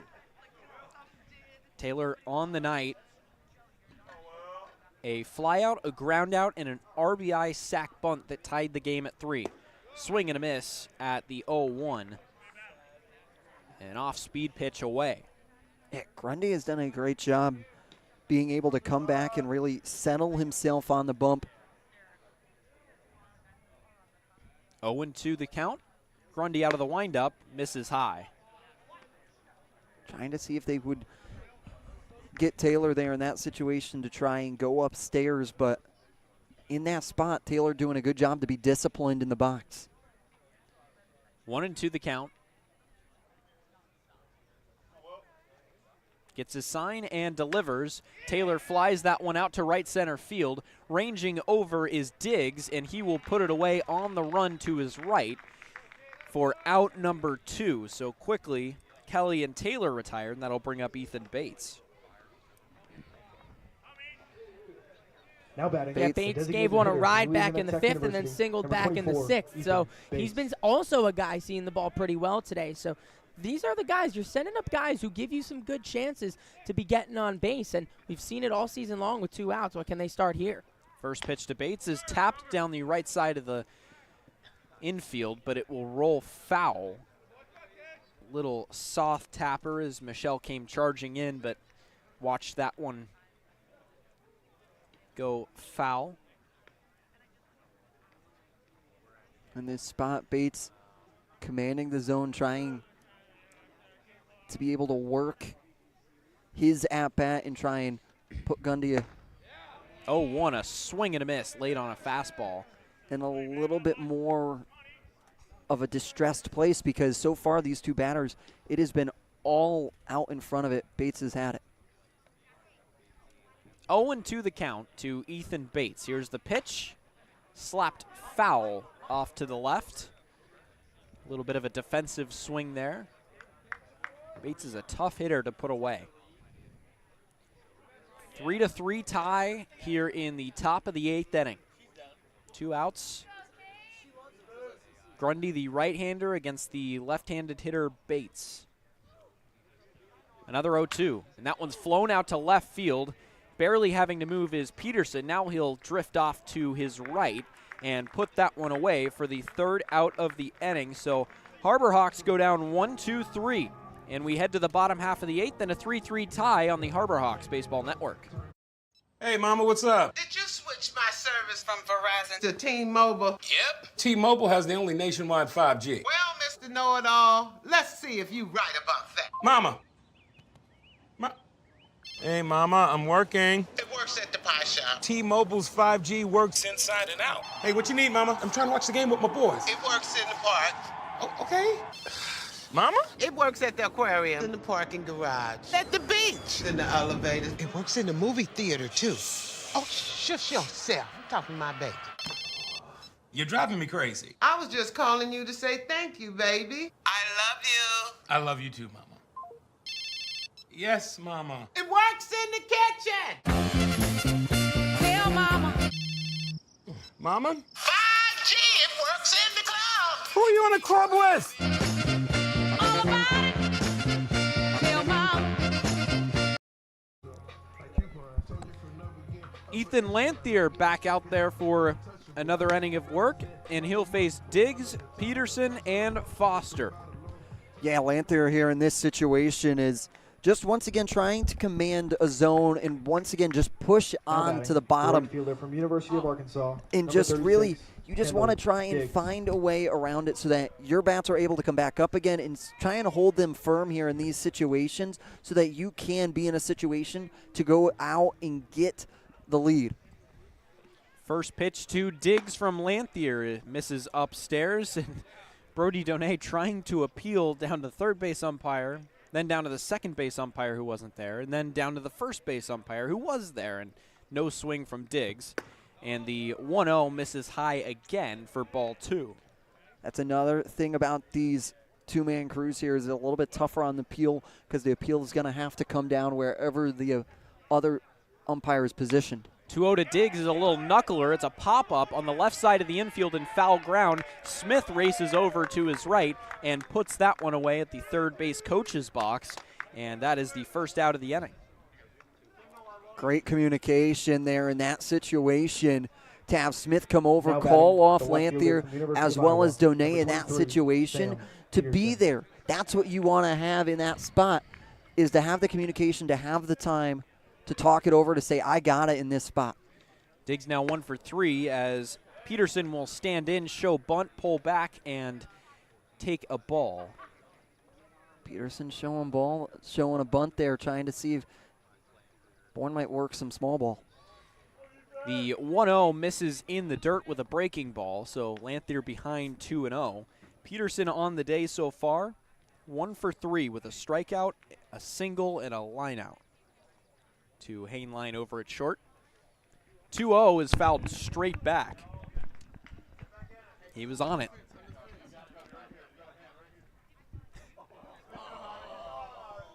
Here in this spot, Lanthier going to try and attack the batter on the outer part of the plate. 2-1, drops in there with a breaking ball, and nice job from Lanthier after falling behind 2-0, battles back to make it 2-2. Righty on righty right here between Peterson and Lanthier. One out in the inning. The pitch taken just high. Yeah, just high there. Now a full count here for Lanthier in this spot. Want to try and find something. After the fastball missed high, that's pulled on the ground right at Smith. He throws across the infield just in time to get Peterson, who is running hard down the first base line, and there's two outs in the inning. Yeah, Lanthier's just looked to be on cruise control this entire Now time, batting, and the third it's baseman from a Liberty University, testament to that. number 21, It almost seems to Foster. be working at like 80%, and that's a really good thing, because if he's not straining, that means he's just in his best element and he's working without any tenseness to his game. He's looked loose and he's looked really good so far. Cam Foster stands in and fouls that one down the first base line. And this out is going to be a sneaky big out here, because if you can get Foster here, then you can see Kuroda Grauer with a fresh set here in the bottom of the ninth. 0-1 is taken in the dirt, and the count even at 1-1. Foster so far on the day, 0 for 3. A fly out, a pop out on the infield, and a fielder's choice back in the second. Lanthier's 1-1 misses in the dirt again. That one skipped a couple of feet in front of home plate. 2-1 the count. Righty on righty matchup here. He's faced 5 batters so far, retired all of them. 6 batters, beg your pardon, and it's been either strikeouts or just completely weak contact. Pitch is a fastball that misses low. Check swing down, the appeal down to first base. Alan Limbardani, the first base umpire, says no swing, and it's 3-1 now. So Foster with count leverage. Here's the pitch from Lanthier, and he lines that one down the right field line and foul. And you need to be really, really aware of that right field line as a pitcher, because that pole only sits about 315 feet, and the fence about 4.5, 5 feet tall. So 3-2 to Foster. It's a curveball that misses outside. Good pitch from Lanthier. So a 2-out walk here in the 8th. And now you're going to see Kuroda Grauer, who has been dangerous. He has been able to get on in his past 3 at-bats. Number 13. But you have 2 outs when you're able to see him. So you're in a little bit of a better situation now that you're going to get him out here in the 8th and try, and no matter what he does in this spot, you're going to have the opportunity to get him with 2 away. And he can do the same thing as he did to Stanfield, pitch for the strikeout as opposed to the contact. First pitch is a fastball that misses high. Kuroda Grauer, like Jake mentioned, 3 for 3 on the day. An RBI single back in the second as well. 1-0 the count. Here's the pitch. Fastball in there, strike one. Donay looked like he wanted to snap a throw down to Kelly at first, but kind of lost handle with it on the transfer between the glove and the hand. Yeah, Foster was taking a little bit of a generous lead over at first base. 1-1 the count. Here's the pitch. Off-speed pitch that is fouled straight back to the screen, and it's 1-2. He's been attacking this zone so far against Kuroda Grauer, and he's making sure that those are the kinds of pitches that he can set himself up for in this exact spot. 1-2 the count. Here's the pitch from Lanthier, and it's fouled back again. Here on this spot, as Lanthier here on the 1-2, going to have a big opportunity.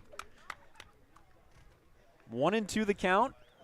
Here's the pitch to Kuroda Grauer, and that's fouled off down the left field line. And our writer, Mike Maynard, is having a great time trying to get baseballs here, as he finally got one on that last foul ball, 2 foul balls ago. 1-2 the count again to Kuroda Grauer. Here's the pitch. Off speed that just missed. That's a good That's a good miss from Lanthier up there, trying to see if he was going to go up there and get him. Now a 2-2 count here, though. Got to be careful here. 2-2 the count. Here's the pitch. Off speed, popped up down the right field line. Kelly ranging over to the dugout, and that one's going to find the seats, or the grass rather, right behind the dugout, and it's still 2-2. This at bat is just showing, sorry Jacob, it's showing how good of a hitter Kuroda Grauer is. He's just selective, and he's just fouling off and fighting off every pitch that he sees. 2-2 the count. Once again, but first, a check over to first.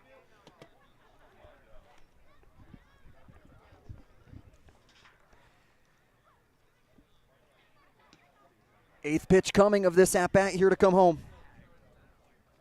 2-2 again, and that one's driven deep into left center field. Ranging over is Taylor, and he's going to call off Mitchell in left center field and put it away for the third out of the inning.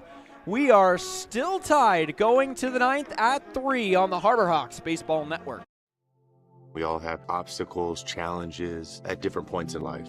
I still push myself every single day, and the harder I push myself, the more I find myself drawn to wearing UFOs. The first time I put on a pair of UFOs, it was like someone released the pressure. It was so crazy. When you are recovered and can do more, that has a compounding effect on all aspects of your life. Stepping into a pair of UFOs, they're truly one of a kind. There's nothing like them. Best ever? Good question. Wait, why'd he sound like Dr. J in your head? I've always sounded like Dr. J in my head, which means Dr. J's outside voice sounds like my inside voice? Which Coke? The doc would know. He got the world to call him doctor without going to med school. There's only one best ever.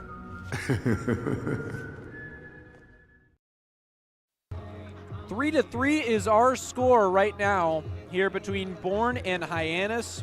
And after Hyannis tied the game in the top of the 6th inning, there has not been a run scored by either team.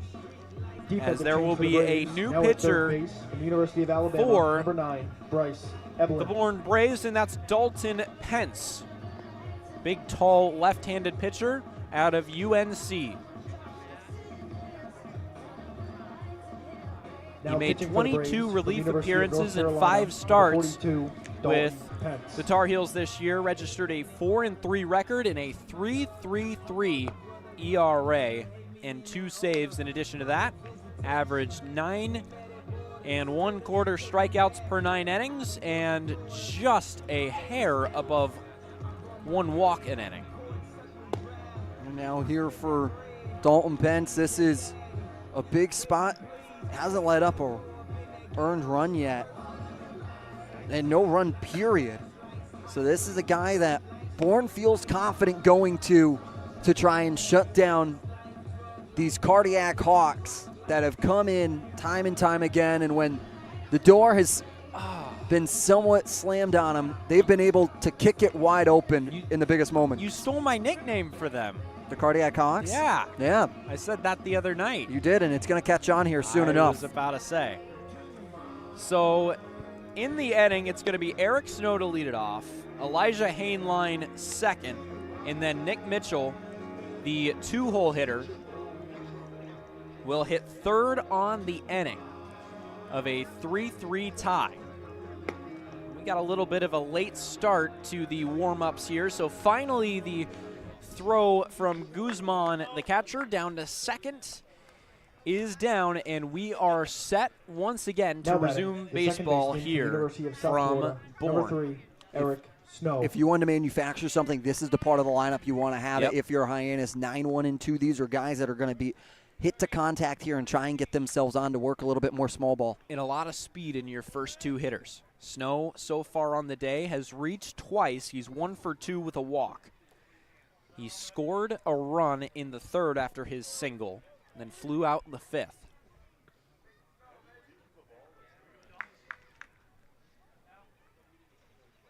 And here comes the first pitch of the 9th inning from Pence, and it misses up and away for ball 1 with a fastball. Now Snow here. Once again, wait until you see your pitch here. Out of the windup, here's the pitch to Snow, and it drops in there for strike one. And this is such an important at-bat because now it turns over to the top of the lineup regardless. You want to have that leadoff guy on, nobody out for your contact hitters up at the top. 1-1 the count. Lefty pitcher on righty hitter. Here's the pitch, and it misses way high. Brushes Snow back just a little bit. So Snow has count leverage now, 2-1. Each team has 3 runs on 9 hits and have not committed an error. 2-1 to Snow, catches the outer third of the plate, and it's 2-2. This is a big spot here in this instance. If you're Snow, you want to be resilient in the box. 2-2. Misses up above the letters, and the count will run full to Eric Snow, a guy that you don't want to walk. No, if you walk him, you have that speed on, and then you can start moving him a little bit, so you want to try and make him earn it. 3-2, here's the pitch, and that's a broken bat to the right side of the infield. Up with it on a hop is Kuroda Groner, and he throws to first in time for out number 1. It's a big out there for Pence because that gets on. That could have gone in any multitude of ways because you know that Snow is going to be swinging on anything close in the zone there. So that means you have to be pitching for the contact, and he does. And he enforces a ground ball, very weak ground ball at that as well. So really, really big stuff. That was a big, big pitch from Pence. So here comes Heinlein with 1 out and nobody on, and he takes a strike on the outer third of the plate with a fastball. Now here for Heinlein, you got to work yourself on here. You want to try and get on to make a move. 0-1 is taken outside, a breaking ball. Count evens at 1-1. Fans started to exit there a little bit, but fans that are sticking around are starting to see a good one develop. 1-1, swing and a miss. Off-speed pitch on the outer third of the plate. Big swing from Heinlein, and the count is 1-2. Heinlein, another right-handed hitter. Here's the pitch, and it's a fastball that goes right by him for out number 2. That fastball is singing right now. Yeah. For Pence. And a lot of life to it. A lot of life, and that thing is darting in there. It's quick from hand to glove. It is really, in that situation, tough to pick up if you're a batter, but Nick Mitchell's going to have to try and do it here for the... Mitchell so far on the day, 1 for 3. Had an RBI single back in the third, and the first pitch to him is in there for strike 1. He drove in the first run of the game for Hyannis. He walked in the 5th as well. 0-1 the count. Here's the pitch, and he takes another strike, and it's 0-2. Lefty on lefty here. Mitchell, the center fielder. Cam Smith would be next if Mitchell could reach. Here's the pitch, and it's upstairs with the fastball. And it's 1-2. Pence there just working a little bit of that 0-2 magic, trying to see if he can get him to go work it away. Another 1-2, and it skips in the dirt. And the count evens at 2-2. It was skipped about 3 or 4 feet in front of home plate.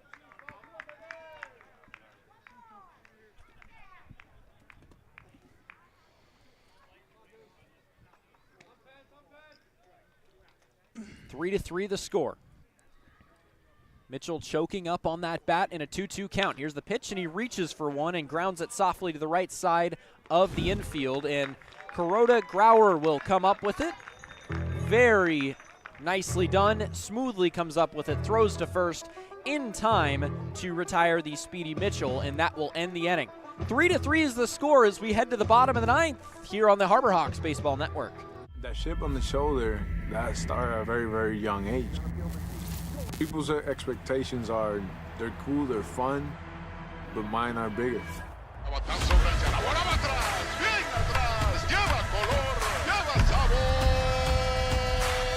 Hasta la vista, baby! play New York, they want to see winners. It doesn't matter if it's a Monday or a Friday or a Saturday. You got to come with it, or those fans will let you know. Pick one thing from me, pick one other thing from another player, make it your own, determine to who you want to be. What motivates me is the unknown. You know, how good can I be? You get away from the lights, you get away from the camera. Mientras más presente yo esté en la caja de batería, más éxito tengo. Man, how can you not keep it fun, man? This is a kid's game. If you could go back and tell 10-year-old Francisco one thing, what would it be? Be a bad mother. To the bottom of the ninth we go in a 3-3 tie, and who else for the Harbor Hawks is out there but the Nightmare himself, Michael Rodriguez, trying to send this game to the extra inning. Out of North Greenville University, Rodriguez has been stellar. Has the decision in 2 games, has a save in 1. Through 4 games has not allowed an earned run or a run for that matter. He has struck out 8, has walked 2, only allowed 2 hits. This is the guy, when going gets tough, the Harbor Hawks turn to the Nightmare and they try and scare the other team away. Yeah, he has been just fantastic this year, effectively becoming the closer, and using him in this situation without the lead makes a ton of sense, because all Bourne can do is walk it off.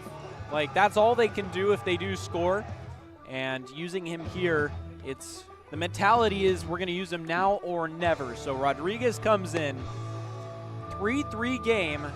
What's the key against this really potent Bourne attack? It's just pitch the way he's been pitching. There's no real other way to put it. I mean, he's been completely lights out.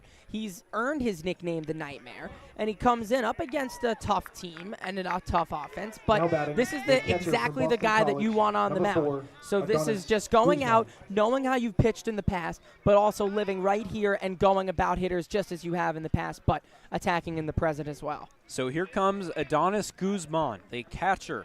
So far today, 0 for 3 with a ground out, a fly out, and a fielder's choice in which he later came around to score.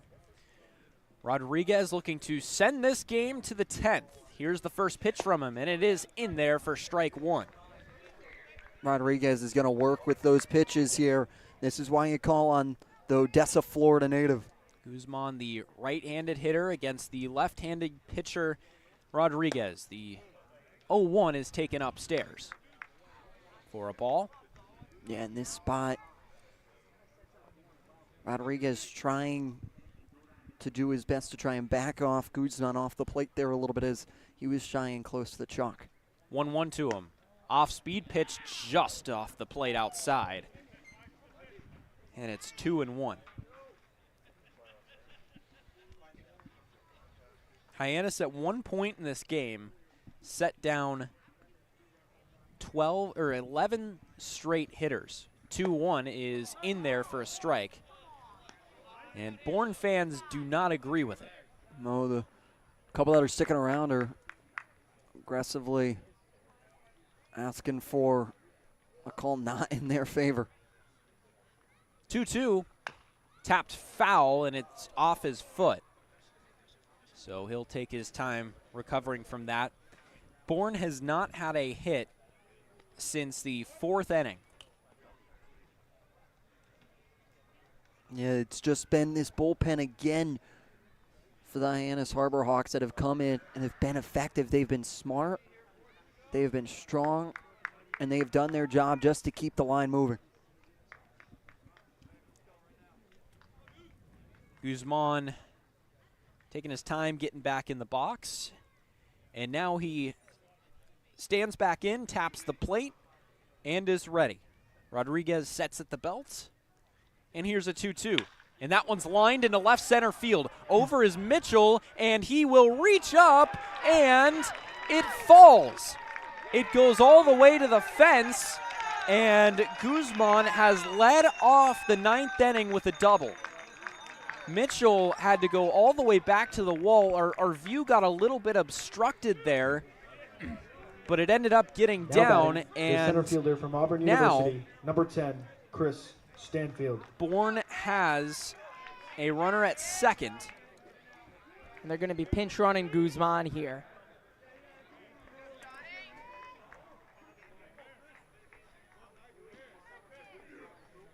As it's Gage Harlison, the Texas Tech freshman, coming in from Georgia, fresh. Pinch running at second base off from Texas Tech, number 16. the Gage bench. Harrelson.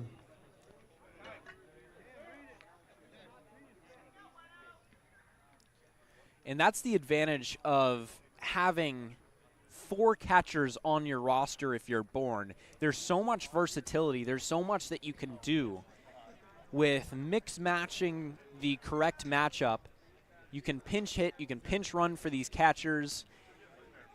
And now it's going to be a meeting at the mound as pitching coach Eric Lexus and former interim manager Eric Lexus will make his way out and have a conversation with the entire infield congregated on the mound. Yeah, they just want to hear about how Rodriguez is going to be playing these next few batters out, because now the top of the order comes up, and that means there's going to be harder contact, guys who want to be up in these situations, and it means that you're going to need to know the pitches Rodriguez throws, because every single inch matters. Being shaded over on an off-speed pitch to play the pole, say, is a big one. And it's interesting here because Rodriguez has yet to be in a situation like this summer. So you're going out to talk to Rodriguez, but you also want the players to hear exactly what's going on and come up with a bit of a game plan. He actually has in that Katuitt game. Oh, that's he had right. The ghost runner that's right, in the the top ghost of runner. the 10th. That's right. So he hadn't given up a hit to be put into a situation like this. Yeah, that's correct.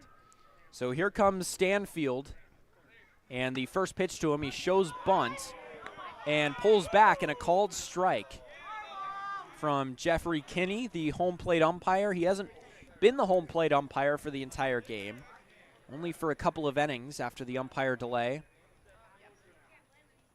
0-1 the count from Rodriguez. Shows bunt again, gets it down, and it taps foul, and it's 0-2. So it was in this situation against Katuitt where the first guy that Rodriguez faced bunted on 0-2 and bunted it foul. Yeah. So you credit Rodriguez in that situation forcing that out. So we'll see what Stanfield does here. The corners are still in as the pinch runner Harrelson gets his lead from second.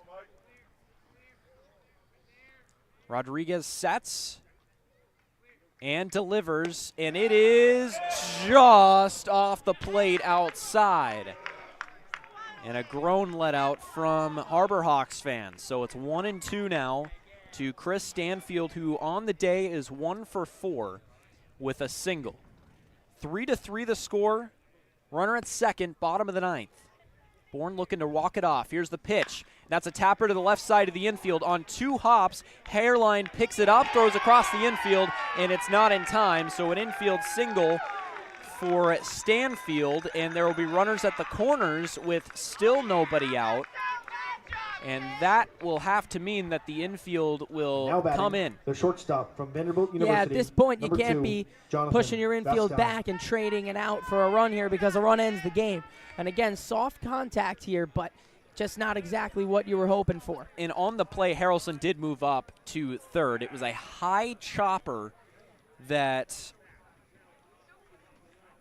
Hainline had to field on 2 hops, so no chance of getting him. So the infield comes in, and Vastine stands in, and the runner from first, Stanfield, will steal second, but that won't be a stolen base. It's defensive indifference. So infield will stay in. Runners at second and third, nobody out. Here's the pitch from Rodriguez, and it drops just inside. So now this is a situation where you can absolutely walk Vastine and set up a force at any base, but it doesn't look like that's where Eric Beatty wants to go. 1-0 is taken high for ball 2. Maybe it is where he wants to go, just maybe in an intentional way. Yeah. There you go. They're going to give it to him. It's going to be an intentional here. That's smart. That's smart. So that sets up a force at any base with nobody out. So best Now batting, be assured the designated that hitter if from this is a Coastal ground ball on the Carolina, number infield, they will be coming Derek home, and Bender. Donay will try and get the force out at home. But this is why they didn't want to do the intentional walk, because it's Derek Bender, and everybody knows what he is capable of doing. The fans know it, and so does Rodriguez. Here's the pitch to Bender, and he's going to inside-out knuckle that one. Shallow light, and Snow will go out a couple of steps and make the play for the first out. It was a little knuckler that Snow barely had to move for. He took a couple of steps back, put it away. No chance at all to tag from Harrelson, and there's one out. So now that allows the middle infield to back up, because double play depth, a ground ball to the middle infield, they can turn two and, in a way, send this to the 10th. And now it's a lefty-on-lefty matchup with Michelle. Michelle has struck out 3 times in the game. First pitch to him is taken outside for a ball. No place to put him. This is about as dramatic as you can ask for on a Friday night in the Cape Cod Baseball League. 1-0, 1 out, bases loaded. Bourne looking to walk it off. The pitch to Michelle is down and away for ball 2. And another thing you got to think about is Donay letting one get to the backstop, or throwing one to the backstop. But at the same time, you just cannot walk Michelle here. Yeah. Got to come into the zone on 2-0. Here's the pitch. Drops in there with a breaking ball for strike 1. That is a huge pitch. Yeah, allows him back into the count, and instead of being 1 ball away, now he's back in the count here as Rodriguez. 2-1 from Rodriguez is taken outside for ball 3, and no place to put him. And now you got to put one in the zone here, and he knows it too. Michelle gets ready to see a possible pitch in the zone. 3-1 the count, bases loaded, bottom of the 9th. Here's the pitch, and he taps that one straight back foul off of Donay. And now Jeffrey Kinney will walk the baseball out to Rodriguez at the mound, hand him the ball, allowing Donay to recover a little bit. And the count moves to 3-2 now. Once again, Michelle's going to get one right down the middle. Yeah, it's a full count. You got to go down the middle. There is no opportunity to walk him here. But once again, with Rodriguez's nasty stuff, you can try and change something up to see if you want to drop something into the zone. 3-2 the count once again to Michelle. Here's the pitch. Missed inside, and that's going to do it. Michelle draws the walk-off walk for Bourne, and they will prevail over Hyannis tonight 4-3. Yeah, the Hawks battled. They battled till the very end, and of course that's not what you want to see from Michael Rodriguez, but he kept himself and his team in it for just as long as they could, and that's just one of those ones that's going to be a bitter pill to swallow for the guys. A close one down to the finish. Once again, the final score is 4-3 as Bourne took an early lead. Hyannis tied it up in the 3rd, and then just in half inning later, Bourne took a 3-1 lead.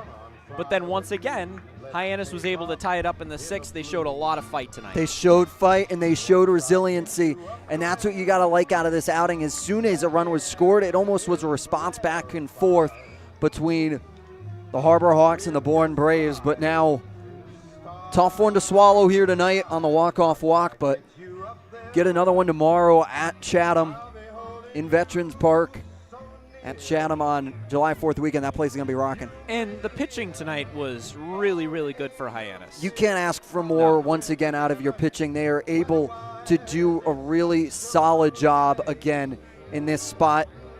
It's just it's at that time where Bourne just was able to work a couple guys on in big moments. So once again, final score is 4-3. Bourne does it on 11 hits and no errors committed. Hyannis, those 3 runs came on 9 hits and also no errors committed. For our producers, Josh Schreiber, Nico Sharp, and Grant McNew, for our broadcasting directors, Austin Dakuta and Abby Stokes. That's Michael Kirsting. That's Jacob Irons. I'm Mickey Doolittle saying so long from Bourne. 4-3 is your final. We'll see you tomorrow on the Harbor Hawks Baseball Network. If you live here, fun is your thing. If you live here, Tough is your thing. Smart is your thing. Caring is your thing. If you live in Massachusetts, community is your thing. Since 1972, the Massachusetts State Lottery has provided over $25 billion to help cities and towns with the things they need most. If you live here, giving is your thing.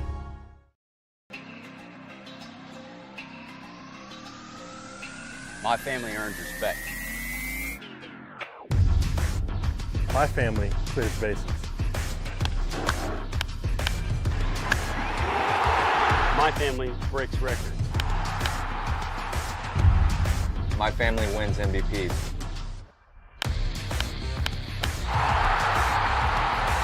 My family gives everything. My family makes history. My family wins championships. There's no family. There's no family. There's no family. There's no family like my family. Join the fam. Join the fam. Join the fam.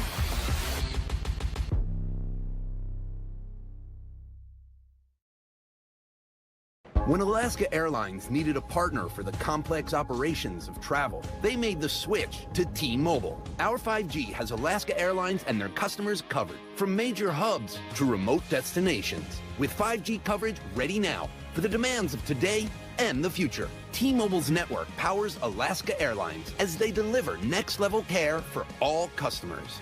5G ready now. That's how unconventional thinking is better for business. Coke Zero is now Coke Zero Sugar, with great Coke taste. Some people were excited to hear the news, some were skeptical. So we're not going to have the star of the show you're watching come out and say, "You'll love it." No special jingle written by this week's hottest pop star. No famous internet celebs who happen to be holding the label just so. Okay, maybe just one little pour shot. The only thing that will make you believe Coke Zero Sugar has great Coke taste is trying it yourself. Ice cold Coke Zero Sugar. Try one today.